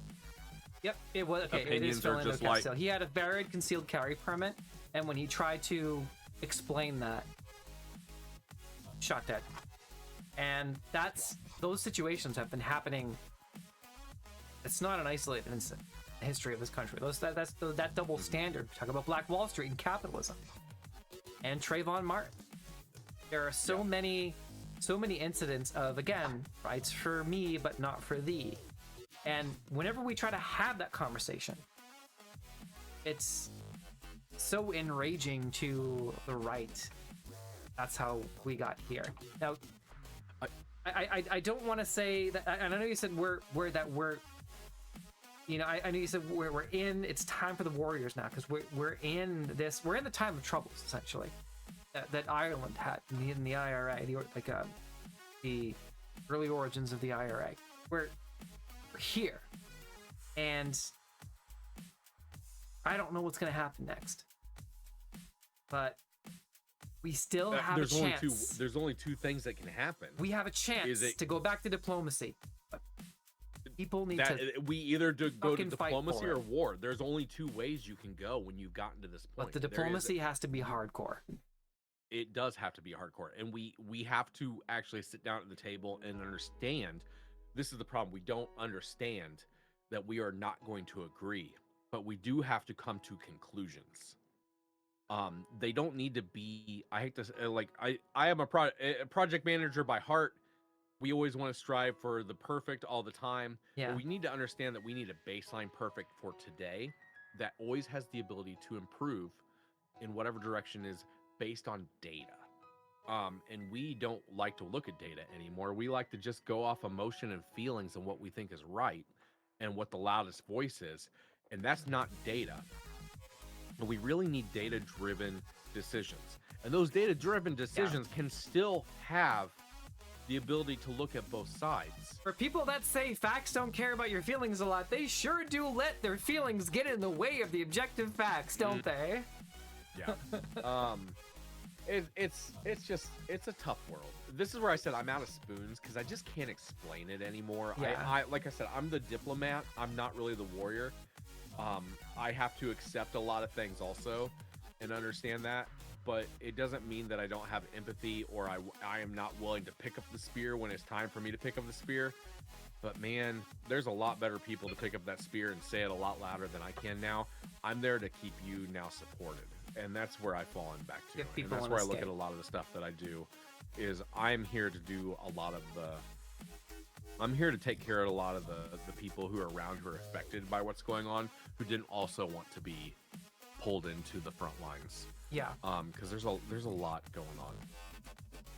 Literally the purpose of science, a way to navigate the world while trying to minimize biases we all have. Yeah, exactly, Ribbons. Thank you. That's a really great point. But now you have taken all of your beliefs and your core values, Distal, and you have poured them into Distal's place, and you have done a little bit of a rebranding and a little bit of a revamp with your community, and you're now sort of making it a space for furries. Tell us a little bit about how you made that transition from sort of gaming and variety, community-based variety, and tavern talks to a furry focus, and you can tie that into your own furry awakening if you like. I'm furry lights, right? I have cat ears, I have squeaky paws, I have fox ears. You're on the slippery slope. Don't start on the it. Slippery slope. You're there. I have. I have. I have jingly cat ears. I have. You can swap them out. See, you can just be whatever persona you want to be right now. But I'm really feeling the fox name. But I do have jingly bells there. Before I go down this path. Okay. Since I emptied the internal tank, we'll go ahead and add to it. Oh, we're doing it out of the bottle. All right, hold on. Did you hit the bell? I did hit the bell. Did it not ring through? Here, one more time. Here, I'll give you. Oh, one. That means I also have to go one more time. By the way, we're sipping Twitch before we have the tag and we're sipping. So here's the TOS on Twitch. Yeah. We have to be responsible about it. We can't be reckless and endangering to ourselves. Yes. So you are allowed to drink on stream, or I like to say hydrate. You like to, you don't peer pressure people. You hydrate on what you want to hydrate. You don't have to exactly. compete. This is not a competition. No one's forcing us to do this. We can stop it. We are traumatized. We are traumatized people with deep history of alcohol use. So we can do this how we want. We have high tolerances. When we become reckless, responsible is where drinking. I agree. We are just breaking down barriers and having open conversations with everybody. I honestly haven't. I've been sipping. This is diplomacy. This right is here. Diplomacy. Yep. There it is. Cheers. Oh, God. And again, guys, gals, gays, and non-binary pals, I've been through a lot of horrible things in my life. I talk about my time in the underground hardcore scene and the inherent violence and shenanigans that comes with that, being a paramedic, putting myself into these situations just to feel alive and to just be out there and doing something. I drank quite a bit, and I do not necessarily encourage that, but I do have... I fucked myself up a long time ago, which allows me to do things like sip Fireball on a stream for 2 hours. Sometimes it's nice to just let go a little bit. Yeah, it is nice. Know that you're in the safety to let go of things too. That's the other part, is if you're gonna be reckless in the safety that you can be reckless, because you know you're not actually reckless. You're reckless in a padded room. Have you ever been to like a real house party, like Project X type of thing? I've been to a lot of parties. No. I'm talking like not necessarily a block, but maybe like quarter of a block. I haven't been to something like that before. I didn't come from an area that really had a lot of block parties. Yeah. I've gone to an area that's had a lot of parties out in cornfields. I also come from the convention scene where there's a lot of convention parties are my scene. absolute favorite. We have the best convention parties at AAC, which is why I was trying to get you to come to AAC. We are in with shout out to Cameron. Cameron, baby, I love you. You're amazing. You're the coolest. Keep doing your thing. I'm really excited to come to your next party. I'm trying to get this man to come to your party, Cameron. Listen, convince Distal to come to the party. You'll grab me. It's tough times right now to go all over the place, so I'm doing my best. I'm doing the best of what I got. Heard. So what were we talking about? That's a good opportunity to tell us about Fireball and about the knocking on the door of conventions. We're talking about convention parties. Or Fireball. Shit, we're talking about wait. Oh God, you're gonna have to direct me like. Listen, the Tylenol. Tell the audience. Tell the audience the story. Give me directly what you need me to tell you. Tell the audience the story that you told me yesterday about one of the origins of Fireball, and also show us your Fireball suit. Let's talk about Fireball. Okay, so the reason that I do so much Fireball, first off, it's the joke of the wizards. Yeah, every wizard casts Fireball. You have to have Fireball in your arsenal. There's so many jokes that come around it, and I was like, how can I pull this into my stream? So I decided to create a redemption that people could cast Fireball, and it would just allow me to conjure a fireball out of nowhere. So you can conjure a fireball every hour. It's just something fun. I think that's reasonable. Every hour, once an hour. And usually, if you were doing, I tried to keep it where it was reasonable. Because once again, I don't want you to be doing things that encourage me to do reckless behavior. I want you to do things that we can celebrate and have fun with. There is a difference, and that's where when we talk about TOS be responsible. and all that, be responsible. I'm being a little bit responsible right now. I'm being a little bit irresponsible because I'm choosing what I want to do. But you know what? I have that right. So when it comes to the fireball, so I added that in. Of course, we had to bring Pitbull because it had an amazing song. The Pitbull has now just slowly become something that just engaged people. So we always say that Pitbull is the creator of the fireball. Even though Wikipedia will never... Exactly. Even though Wikipedia will never acknowledge that. So we always give praise to our Pope, our Savior, Mr. 305, Mr. Worldwide, Mr. MIA himself, Pitbull. We do our stuff, we do our chants and everything. We show the bottle, we make everybody dance. Again, I always encourage people that you do not have to participate. I think that is the biggest thing. Is I don't want to. And that is the biggest thing. I do not want to be an enabler. If you want to participate, you have the freedom to. I will never discriminate you because you didn't. Because not everybody lives in the same worlds that we do. And I think we need to respect that. Once again, I create spaces. It's your job to keep them safe how you want to keep them safe. And this is a safety mechanism that you need to encourage yourself to do. So if you don't want to participate that way, totally fine. Drink responsibly, kids. Exactly. Hydrate responsibly. Yes, hydrate responsibly. I'm never going to say that you did it wrong, but we should all hydrate in some way. Yes. Tell us about the door knocking. And by the way, I want to say that Distal does ask people if they're 21. Yes, I do. I got you. So, we have a fireball prayer that we have put up. We have created a fireball prayer that is basically that's a prayer I can get Lord's behind. Prayer in Mr. 305, Mr. Worldwide's way of that represents our community and the things that we do. When I go out to conventions and stuff, I post it on the door. So as people pass by, they can see it. The thing about the furry community, they love, we call it door art. And it's usually some poster or representation of the people hanging out in the room for the day, or for the whole week, who your roommates are. We do some sort of theme that deals with the con. But I have also made a side door art that deals with just Mr. 305, Mr. Worldwide. And it's the Lord's Prayer done in Mr. 305, Mr. Worldwide's honor, dealing with Fireball and just how my community takes it. And I posted it on the door. Well, I've been at cons.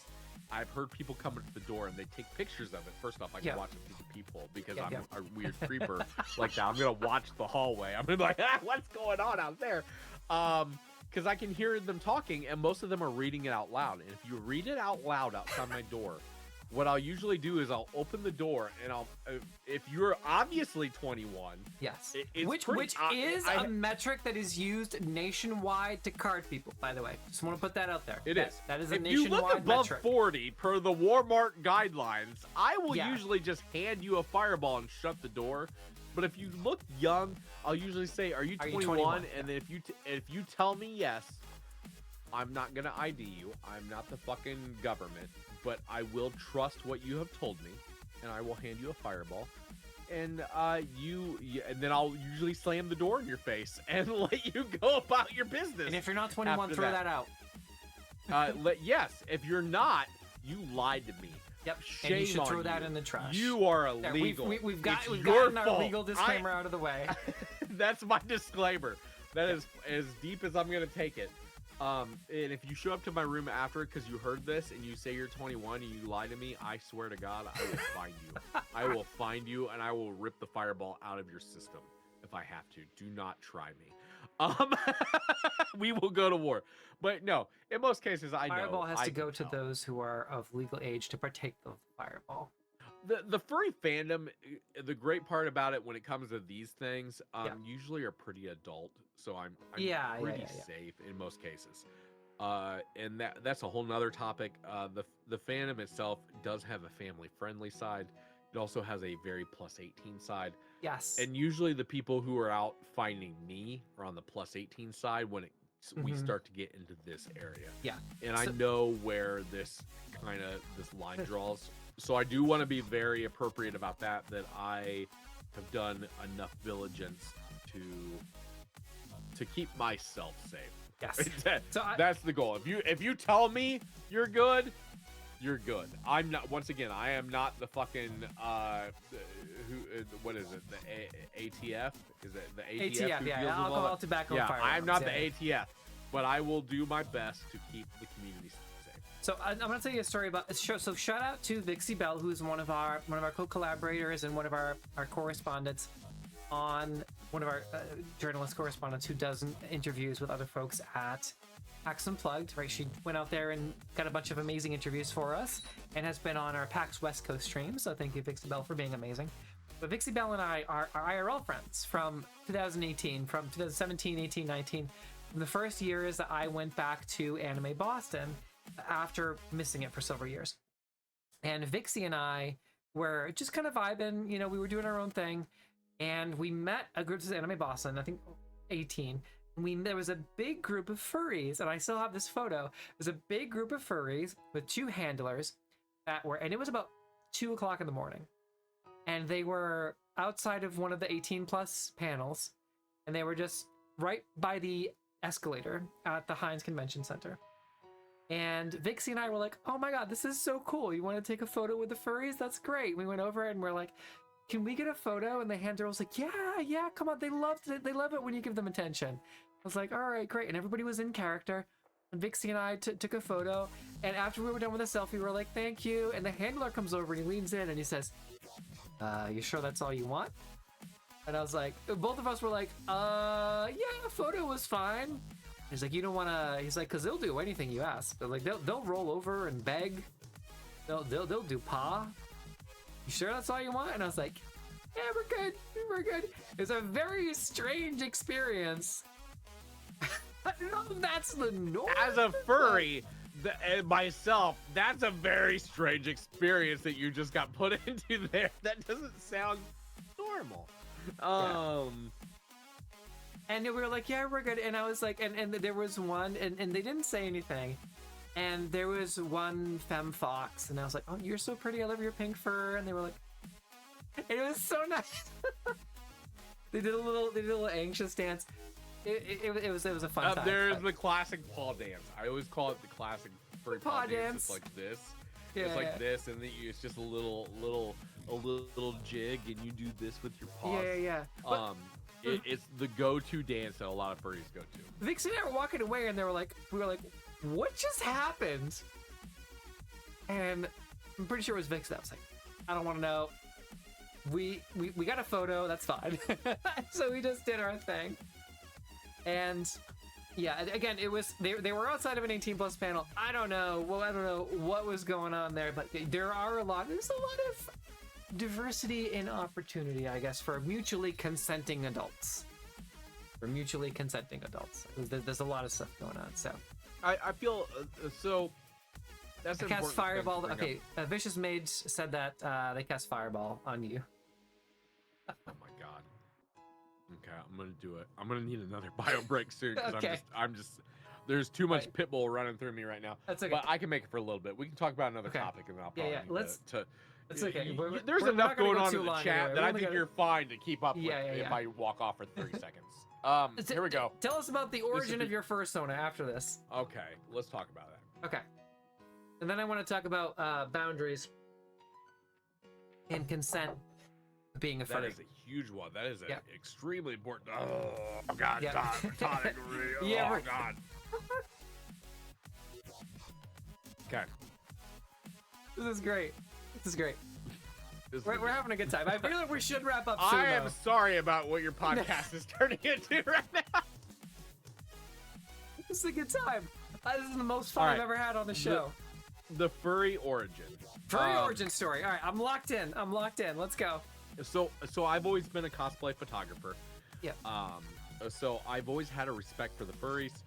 I've taken a lot of photography of them and stuff. I've always been really interested in them. Because from an outside point of view, it can look very odd. Like, what are you looking at? And here is where I think the stereotype comes. A lot of the people that you see in there, they're not the most socially inept at being able to connect with the public, so they can't really explain what's going on. This is the true to life. I will bring it up in the furry community also. Like there's a lot of neurodivergency. We love that. We love our neurodivergent pals. I'm giving head pats to all of my neurodivergent furry friends out there. Everyone is getting head pats right now. Nothing wrong with it. But some people are not the best spokesman, and depending on where you're at and learning, that's why you have a handler, right? I think a lot of people have handlers for that reason. Yeah. If your handler is also, because not every handler is built the same. Right. Like that guy in Anime Boston. I think the thing that really brought me to life is the fact that I have the ability to speak to a lot of things. I have an ability to publicly speak. Yeah. When I'm not 305 worldwide, really deep into a lot of stuff. Yeah. And you won an award this morning for the work that you do with healthcare. I did win an award. Yeah, congratulations. That's a whole other thing that we can talk about.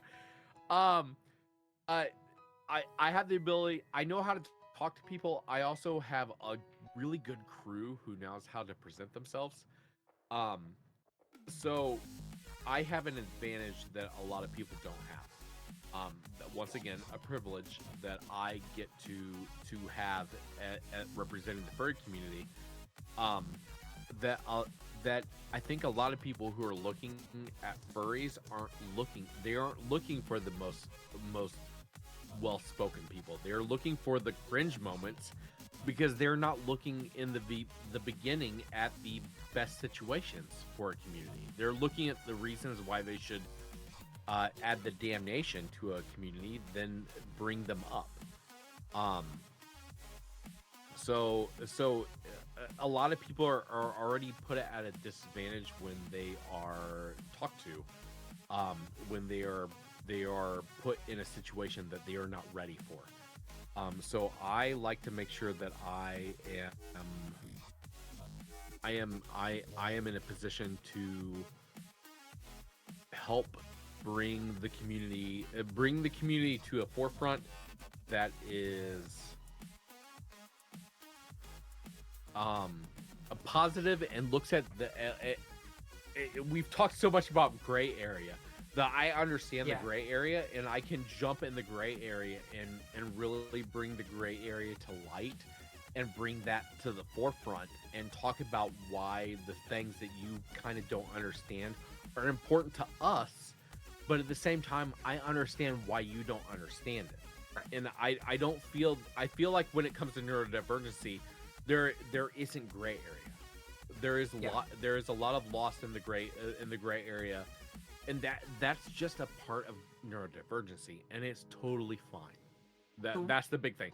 That is totally fine. That is a thing that defines you. That is actually a really positive thing, because you are the ones who draw the lines and help us understand that there are lines. But I need to be the good steward that understands that I need to be able to speak to you and speak to the other side. What about the possum and the polar bear? Oh, you mean I don't think you have them totally in the crop. I'm gonna move out of the way and see if it shows up. Okay. I gotta wait for. There's a possum, and there is. Oh god, the possum is not in here. Hold on, I'm gonna make it happen. Yeah. If I put it right here, I have to wait for the. Oh my gosh, the polar bear head just spun all the way around. It's spinning on its own. Yeah. By the way, I love your TikToks, and I love the shocked face that your possum does sometimes, or actually either of your characters. The shocked face is the funniest one, that you do. That's great. I have done a really good job at understanding my puppetry of what I do. Yeah. As a furry. You're really animated in your TikToks, which is a plug for your TikTok as well. A lot of people, and I thank you. I don't use TikTok anymore. If you're not safe, get off of TikTok. But if you are comfortable with having I am on every social media you can find us. You can find. If you look you're at on my Instagram name, too, right? Your videos are on Instagram. Instagram, Blue Sky, Threads. I'm everywhere. Threads is like Gangs of New York. We talked about that last night. Threads is like gangs of New York out there. It's the total uncharted Wild West. That's a whole nother talk. But real quick, just why polar bear? Why possum? So the possum was the original, the start of everything. It was it's my D&D character. It's what started everything. Okay, that's part of your bio, but bringing the D&D characters to life as your furries. So when I first started doing D&D content, it was, I think 2022. I had a possum, and the possum story on the stream. If you're familiar with who I am, you understand the whole possum and the trailer story and how it's kind of stayed with the lore of my whole place on everything. But I've decided to input it into everything that I do. If you're not familiar, let's just say my house got infiltrated by a possum that I didn't expect, and I found it. And we did a whole search on the house afterwards, and we couldn't find it again. But it started an entire theme that started my entire community. Possums are crafty. And we got the. So it's kind of been that thing that stays with me. When we got into D&D, I wanted to figure out how I could bring the possum back into the play. The easiest way to work with my DM, who was Cyanide, was to just make just to combine it with the Tabaxi. Make that makes sense. You can Tabaxi pretty much anything. It's the closest. It's a trash cat. Yeah. It's a trash cat. The trash cat. Yeah. We just removed a couple of the effects. We just basically imagined that it was a possum raised by Tabaxis. And we didn't think too much about it. That's the great part about homebrew is you don't have to really explain everything. Yeah. You just need to get it to a point that everybody comes to an understanding. And I think that's an important part of the TTRPGs and that type of stuff. Yeah. Coming to an understanding. Once again, the gray area. Can we come to a point that we all agree on something? The diplomat. That's the agreement point. Yeah. Exactly. The diplomat point. How it came to life after that, when we talked about the furry, is I wanted to make a cosplay. I went to the Convergence in 2020. And then it just felt right. It did. And that's the awakening. That's the origin story. I wanted to bring it to life. I had a really realistic furry version. Mm-hmm. It was made by a horror studio that just felt it was too scary. It was too real. Mm-hmm. I needed something a little bit more cartoony. Yeah. So I reached out. Your current iteration is absolutely adorable. I appreciate. Fury of the North, thank you for the follow. Welcome in. Fury. Yeah, we're about ready to wrap up because we're almost at time, but thank you. Are we almost at time? You sure you don't want to run this over? We could have a fun time tonight. We could go as long as you want. I'm good. So I had a furry creator actually create my D&D outfit.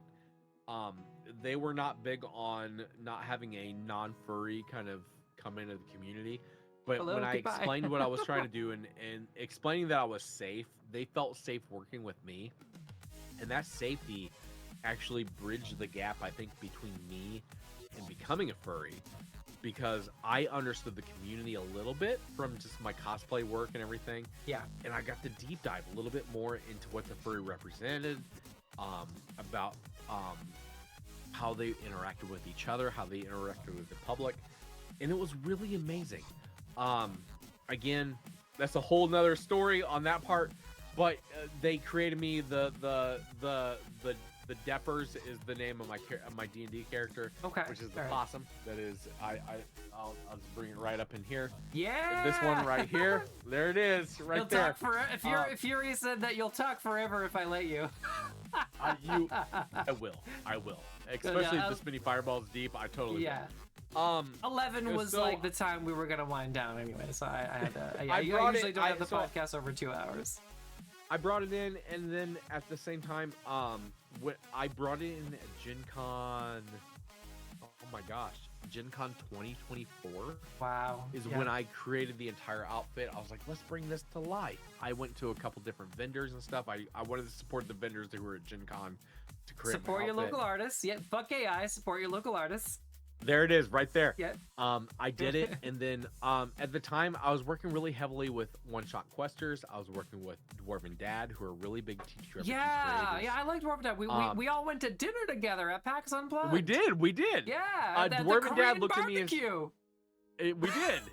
That was the first time I got that. That was our first meeting of you and me, I think. That was epic as hell. Yeah, and Murph was there too. That right? was Murph there? I'll be honest. That was a wild night because it was so big compared to what Korean barbecue could take.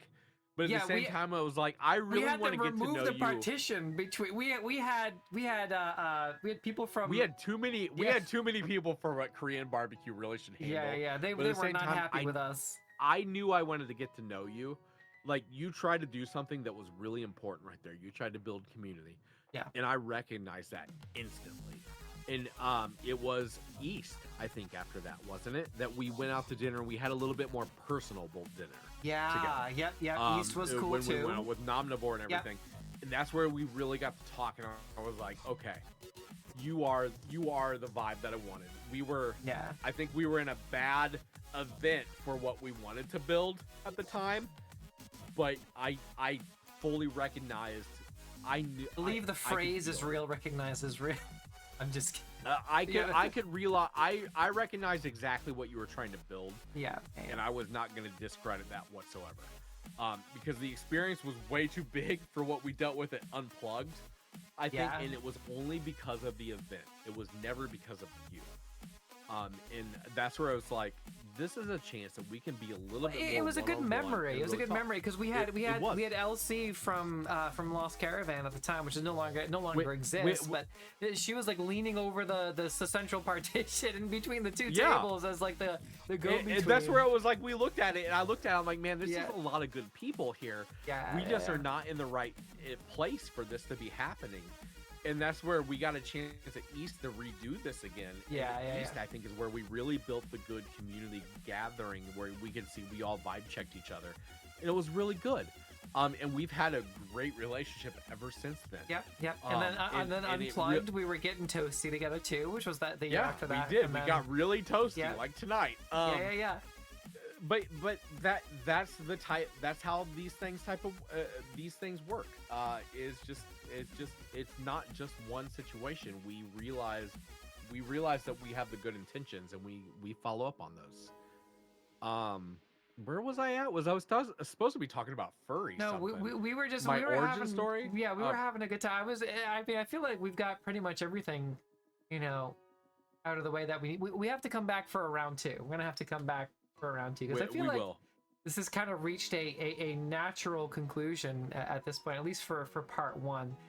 We talked about a little bit about everything, making connections with real people. I mentioned your grants that you won because you do a lot of work with healthcare for your full-time job, and you won an award. Congratulations again. Thank you very much. Convention stories. I think the last thing we were going to talk about is sort of the challenges of being this is the last thing that we have on the agenda. The challenges of being a furry, and the problem with people violating your consent when you're a furry. Whether it comes before to I get into this, or touching your fursuit. Mr. 305, Mr. Worldwide is wanting to make another exit again. Can we take a quick bio break really quick? And whatever the chat wants to talk about, 5 to 10 minutes. I will be right back, and I'll be right there. I need just 3 minutes. I love your top, by the way, Furryland. Very nice. If I need to explain it, I'll explain it. I'll be right back. Okay. All right, let's catch up on the chat here. Chat, how you doing? Kilroy, going back to you for a second. When I went to college, we got the entire student living area shut down. Tell me what happened there, Kilroy. You had the entire student living area shut down. Rarely partake myself alcoholism. I understand. My dad just got his 35-year medallion for being sober. I myself don't. This may be hard to believe for those in the audience right now. I do not usually drink. What I do is take edibles every night. Edibles is my medicine to help me sleep, and it's organic, it's natural, it's good stuff. It's a little bit, I think, healthier than obviously alcoholism. But yeah, I'm sorry to hear about that in your family, but definitely get it. Okay, University of Dayton. Okay, that must be yours, University of Dayton. Ribbons is technically liquid, so hydrating, of course. I do have water, of course. Anybody watch The Expanse? Stay away from Te Aqua. It's a great show. Thomas Jane's hat. Let's see. Yeah, I think... Let's see. Going back into the chat. Terminator territory. Yeah, goodie. But I think, by the way, I think the name of the box was just Chewy. I was getting hung up on Chewy something, but I think it's just Chewy. But Bark Box is the other one. So much alcohol was flowing at the campus. So much alcohol was flowing on the campus. Wow, I think, yeah, I'm feeling it myself. So much alcohol was flowing on that campus. Just the college life partying. Upset the well-to-do neighborhood. Oh, okay. So, Kilroy. Upsetting the well-to-do neighbors next door. I went to, my alma mater is Bridgewater State University. That's where I went to school. And a lot of the, I never partied there, but I know a lot of the party houses are in like suburban neighborhoods. So I do know it tends to get a little wild. Most of my partying was either after I graduated or before I graduated. Welcome back. Thank you. I was gonna say the whole time I was gone. I was like, oh my gosh, this is bad. I need to get back. Hurry, please. No, you're fine. You're fine. I'm very good at filling time and catching up with chat. But yeah, so the last thing we're gonna talk about, because then we do need to go, and I need to get back to playing Iron Lung. Because, by the way, what a great fucking movie. Self-funded by Markiplier, an incredible horror film. Go ahead and see it. It's awesome. I have not seen it. So good. This is it. I'm not personally a big Markiplier consumer, so I don't know much. I know Markiplier is huge in the YouTube world. I know enough background to understand the respect of Markiplier. I also understand enough of the respect on Markiplier when it comes to just what Markiplier has done so far, which I think is amazing. I haven't seen Iron Lung. I don't really have a desire to see Iron Lung, but I have heard enough about Iron Lung to know that, like, man, that's a huge achievement. Like, that's a big achievement when it comes to that type of stuff. Yeah. So I'm really excited to see in the long run where that all comes to. I've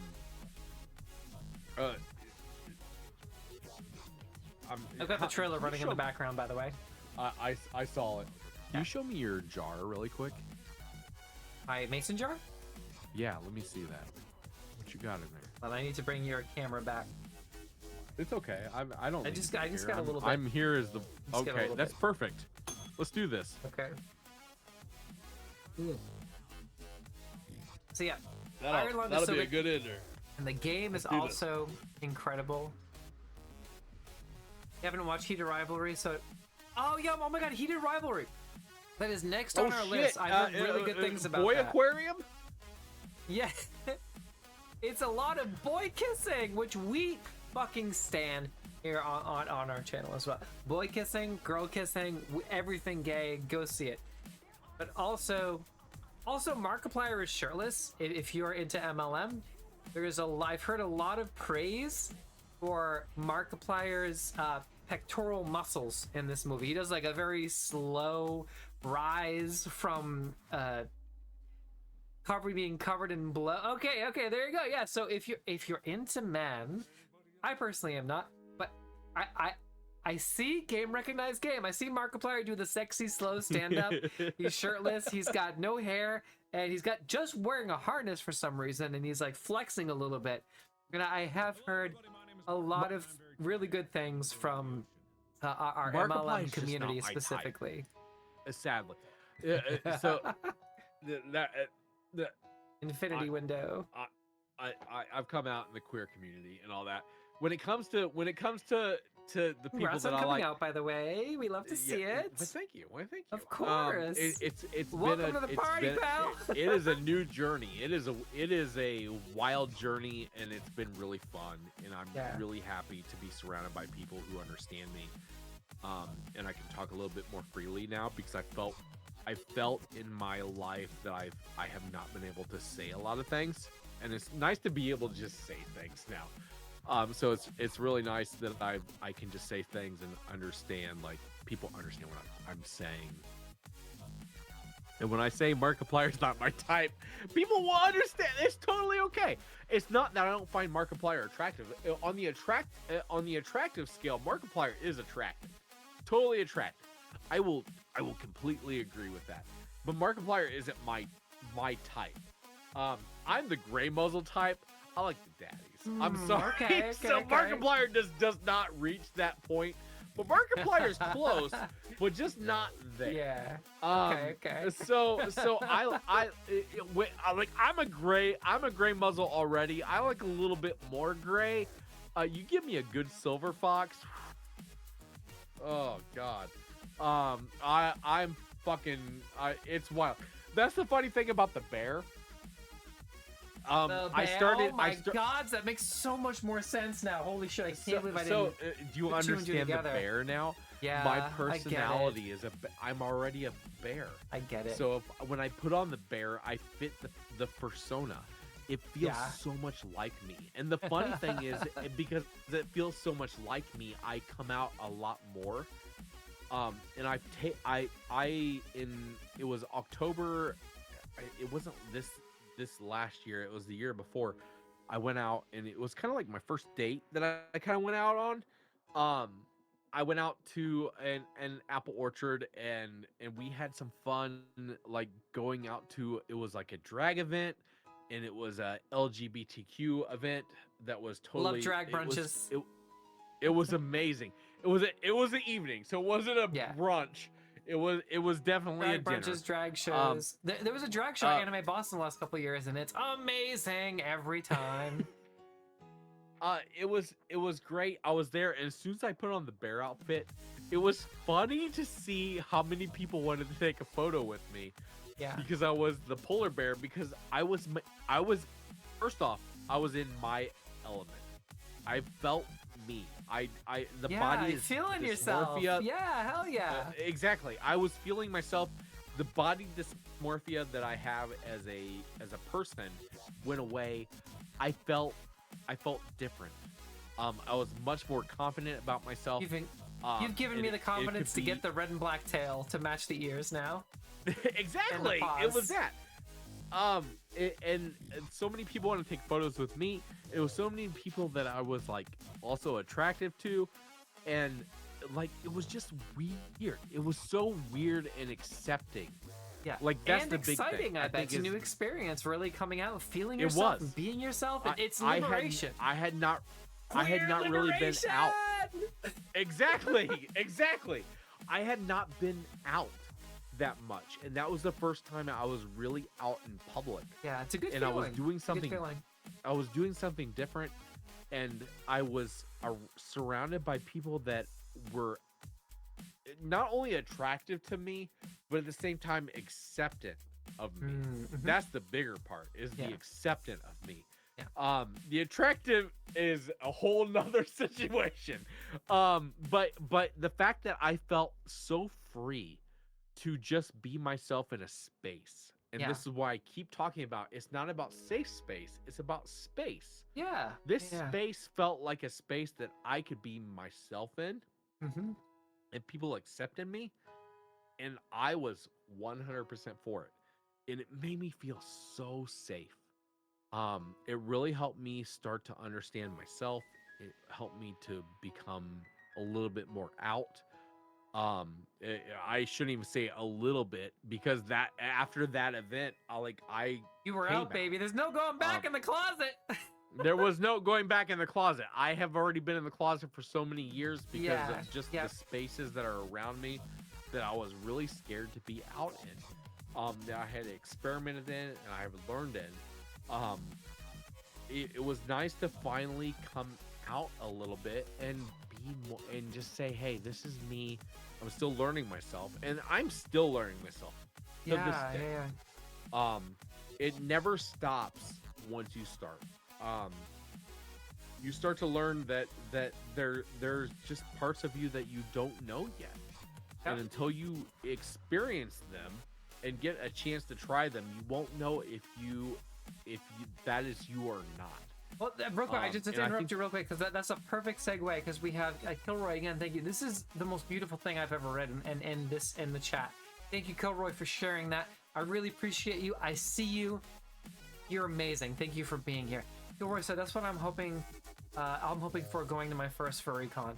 So naturally shy and introverted, I just want to live for once. I feel that, friend. I feel that on such a deep level. And thank you for sharing that with us, because I resonate with that. I see you. Go off. Absolutely. Let's go. I want to grab that. Because I come from a world of different fandoms. I've seen a lot of different fandoms. And the cool thing is with Kilroy's coming for the furry fandom. Not all fandoms are built the same. Not all fandoms have that same. They understand it, but they all don't have the same. Let's try to put it in millennial terms. They don't have the same ratioed situation that deal with the 6-7 of what is going on. What is happening with how you with what is happening in the current 6-7. Some things are more on the 6 than the 7. My partner's mom said that to me on the phone today. She was like, "It's my birthday," and I said, "Oh, that's awesome. How old are you?" And she said, 6, 7, and I was like, "Get the fuck out of here." We like, that's the fun thing is at our age we understand the cringe of it and all that. Yeah. For Kilroy and all that, my gut says that you are trying to find community and all that.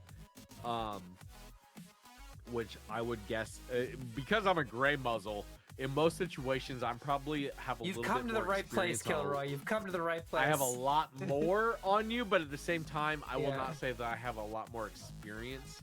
I just have a lot more age on you. Yeah. Because experience doesn't come with age; it comes with how long you've been doing something. Wisdom. That's why it's a different stat in D&D. As much as we're moving away from the ampersand. I feel that you will find as you come to the furry fandom that it is extremely accepting. It will take you in no matter where you're at. Product partners here at Artel Surrey, and this is what we're moving into. Anyway, go ahead. You will find a place that you feel at home. You will be able to. You're 35 this May. Listen, I've got 4 years on you. So, exactly. See, look at this. We all come from different things, but at the same time, we understand. But we do, gray area again. We understand where we're trying to come from. We can. No matter where we're at, it doesn't. It's not about the lineage. It's not about the hard lines. It's about the fact that we understand that we are trying to find a home, and that there's a good home in the furry fandom. To me, helped really bring me out and support me. It was the first time that I could just walk around and say things that have been going through my head as being part of the queer community that I've never got to say before, and they totally understood. They got it exactly what I was saying.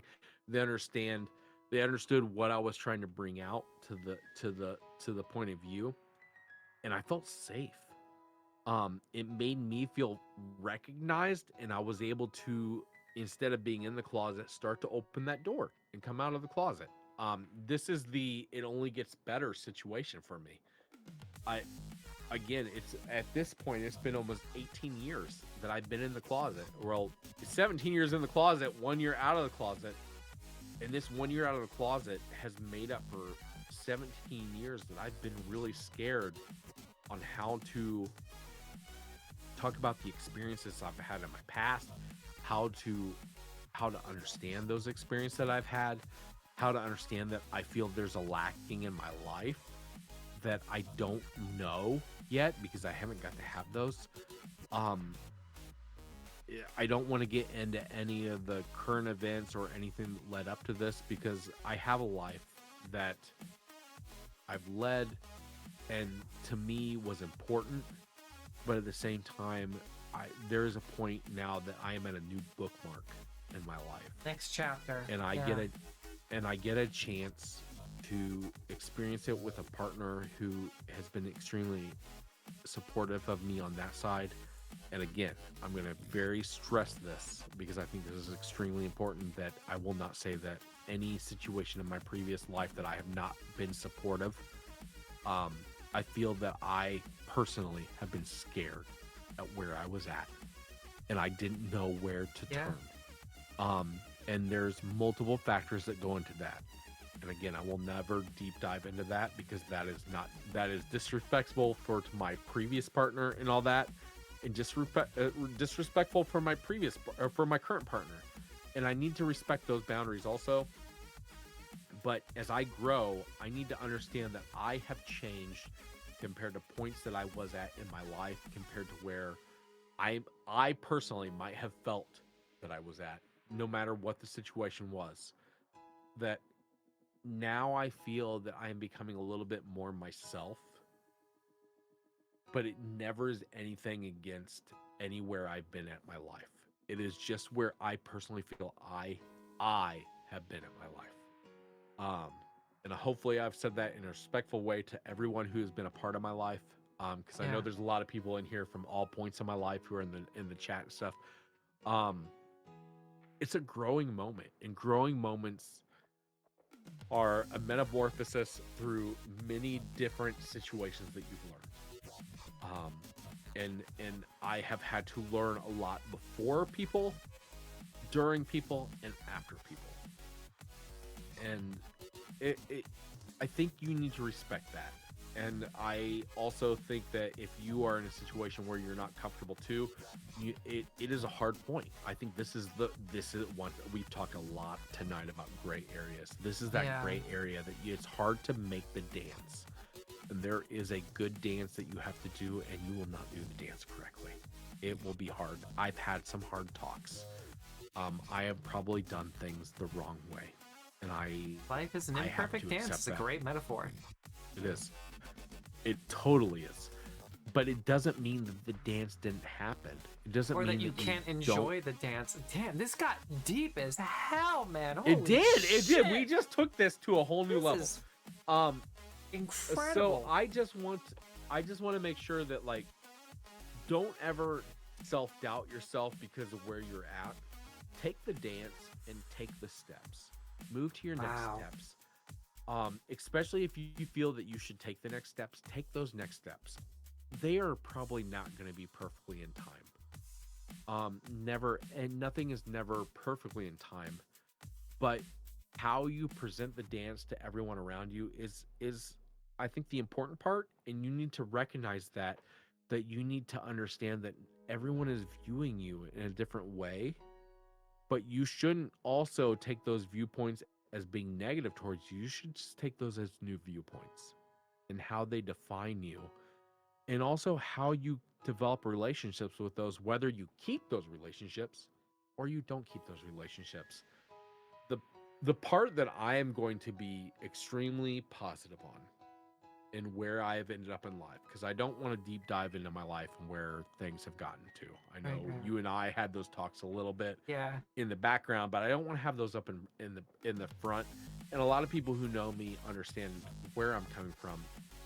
Yesterday, when it was me and you, we got a lot of venting out about, venting that negativity. But I feel like because we did that, all of the positivity came out in tonight's stream, and it is the best way possible. Sometimes we have to realize that we don't have to let everything out in the public all the time. Sometimes we just need a vent in the background, but at the same time, we understand that the venting in the background allows us to just let something out for a second, because it allows me to focus on the positive of what's come out of it, because I was just in the moment. That's why we do pre-show talks, baby. It is. And that is the one thing I'm going to bring up right now, is the fact that in my current life right now, there's a lot of understanding and there's a lot of better communications compared to where I've been. Yep. And I think that's extremely important, and those will matter in the future, because the future is always evolving, and if you can't evolve with that and work with people to evolve together, once again, the gray area where we come to mutual understanding. We might not always be fully in agreement, but we do understand that we respect each other's opinions, because the opinions that we have don't discredit the other person's opinions. That's important. Once again, I was talking about the Nazi flag that we talked about. There are certain opinions that we don't stand for. Yep. That we put the fucking fence on. But when it doesn't come to those types of things, we do need to understand that not always will we come to certain understandings. And those are the non-priorities that we need to understand that are priorities in the gray area. And I hopefully have built good situations with those with other people in my life, that we have those, and I work my best to make sure that everyone involved with us also meet those parts. And it's really tough. It's really tough to do those types of things. It takes a lot of, once again, the amount of spoons I have on everyday battles is low because of everything else I deal with in my life. But in the long run, it allows us to not have to worry about something that for when it comes to this bubble right here is not as significant as the larger bubbles that we're already fighting, and we can focus over there. So I think you had a really good quote from yesterday, which is, I think, a good bow tie. I'm going to let you finish the thought, but the quote that you had in our pre-show yesterday was, when it comes to spaces who generally agree to keep the worst of the worst out, like to keep the fascists out, when it comes to people who are like-minded, we need to stop turning the swords in on ourselves and start bringing out the step stools. The swords stop are swinging for the swords at each other. That's swords exactly are for our enemies. Exactly. We don't take the weapons not against for each ourselves. other. We take the weapons to our enemies. I have a roommate who's short, and then we have a step stool for her. We got her a step stool for Christmas. Exactly. She's a furry. It all comes back around. We save the swords for our enemies, and we use the step stools for each other. I also have to learn from each munitions grade sword here that my partner got for me, because I am a self-proclaimed sword lesbian, so I have to have an actual saber forged saber sword. In the meantime, tell everybody what you got going on over at Distal's Place and where everybody can find you. And again, thank you for your time and for spinning your reels with me. First off, thank you again for bringing me out. Happy to have you. We went on so many tangents, but I feel like they're so great. Absolutely did. Anytime you want to have good me messages, back, have another messages. tangent, just for fun to fill in the time. Yeah. Like this was such a positive moment, and I feel like it was really connected with the community. I agree. We need to unite, people. You gave me a chance to regain some spoons that I needed. Good. And these are the type of spoons that I like, just to sit down and talk and just decompress a little bit. Absolutely. So I appreciate you giving me a space to do that. I appreciate you in general and everything that you do, and your entire audience that you bring in. Thank you to also my audience who came to support. Yeah, thanks everybody. This is pretty much all you. Much appreciation. An extension of the Distal show. So thank y'all for everybody from Distal's Place to coming in. We have a raid going out, by the way, to Love the Sex Spirit, an amazing Latina creator who's a good friend of mine. So go and check her out. She's awesome. She's got a lot of really good stuff going on. So I want to spread the love that way. But anything else you want to plug in the meantime? Yes. So you already posted the media kit, so thank you very much. That'll take you to every social media that I have. I have a lot of short form that deals with the furry side. I do a lot of TTRPG and furry stuff together. So thank you for bringing that up. But in general, there's not much that I want to talk about. I just want to say thank you. I think thank you is the most important part, because I'm not about here about me. I'm about building community, and the community that's here hanging out tonight that has been engaging and everything. This is what we're trying to find, is the like minds, and bringing each other up and finding each other so we can have solace in each other, and also just some support. It is a mutual tough world aid, out there, mutual support. That's it right there. And before you all go, in mutual support. All right. One more. All right. Thank you everybody once again. Thank you everybody. Stay tuned for the raid. We're gonna do the raid to Loveless Egg Spirit right now. She's amazing. Her name is Danny. She's very cool. Loveless Egg Spirit. Check her out. Make sure to hit the raid button. Yeah, thanks everybody. Appreciate all of y'all. Thank you for joining us. We'll see you over there. Stick around. Make sure you follow Loveless Egg Version Spirit. 2.0. Are we gonna do this again? Have some fun. Absolutely. We're probably gonna do that. Yeah. So, forgive our tangent at the end. The TLDR. Unity amongst the left, uplift each other who are like-minded, and direct your energy and activism at the people and the systems and the people where we should be directing our energy towards. And in the meantime, absolutely. Thanks everybody. Reminder to jump in on the raid, and we'll see y'all over there for Loveless Egg Spirit. Now I'll post the link in the chat there so you can hop on over. It's there. Okay. All right, everybody. We'll see y'all in the next one. Be safe. Don't forget to check yourself out there.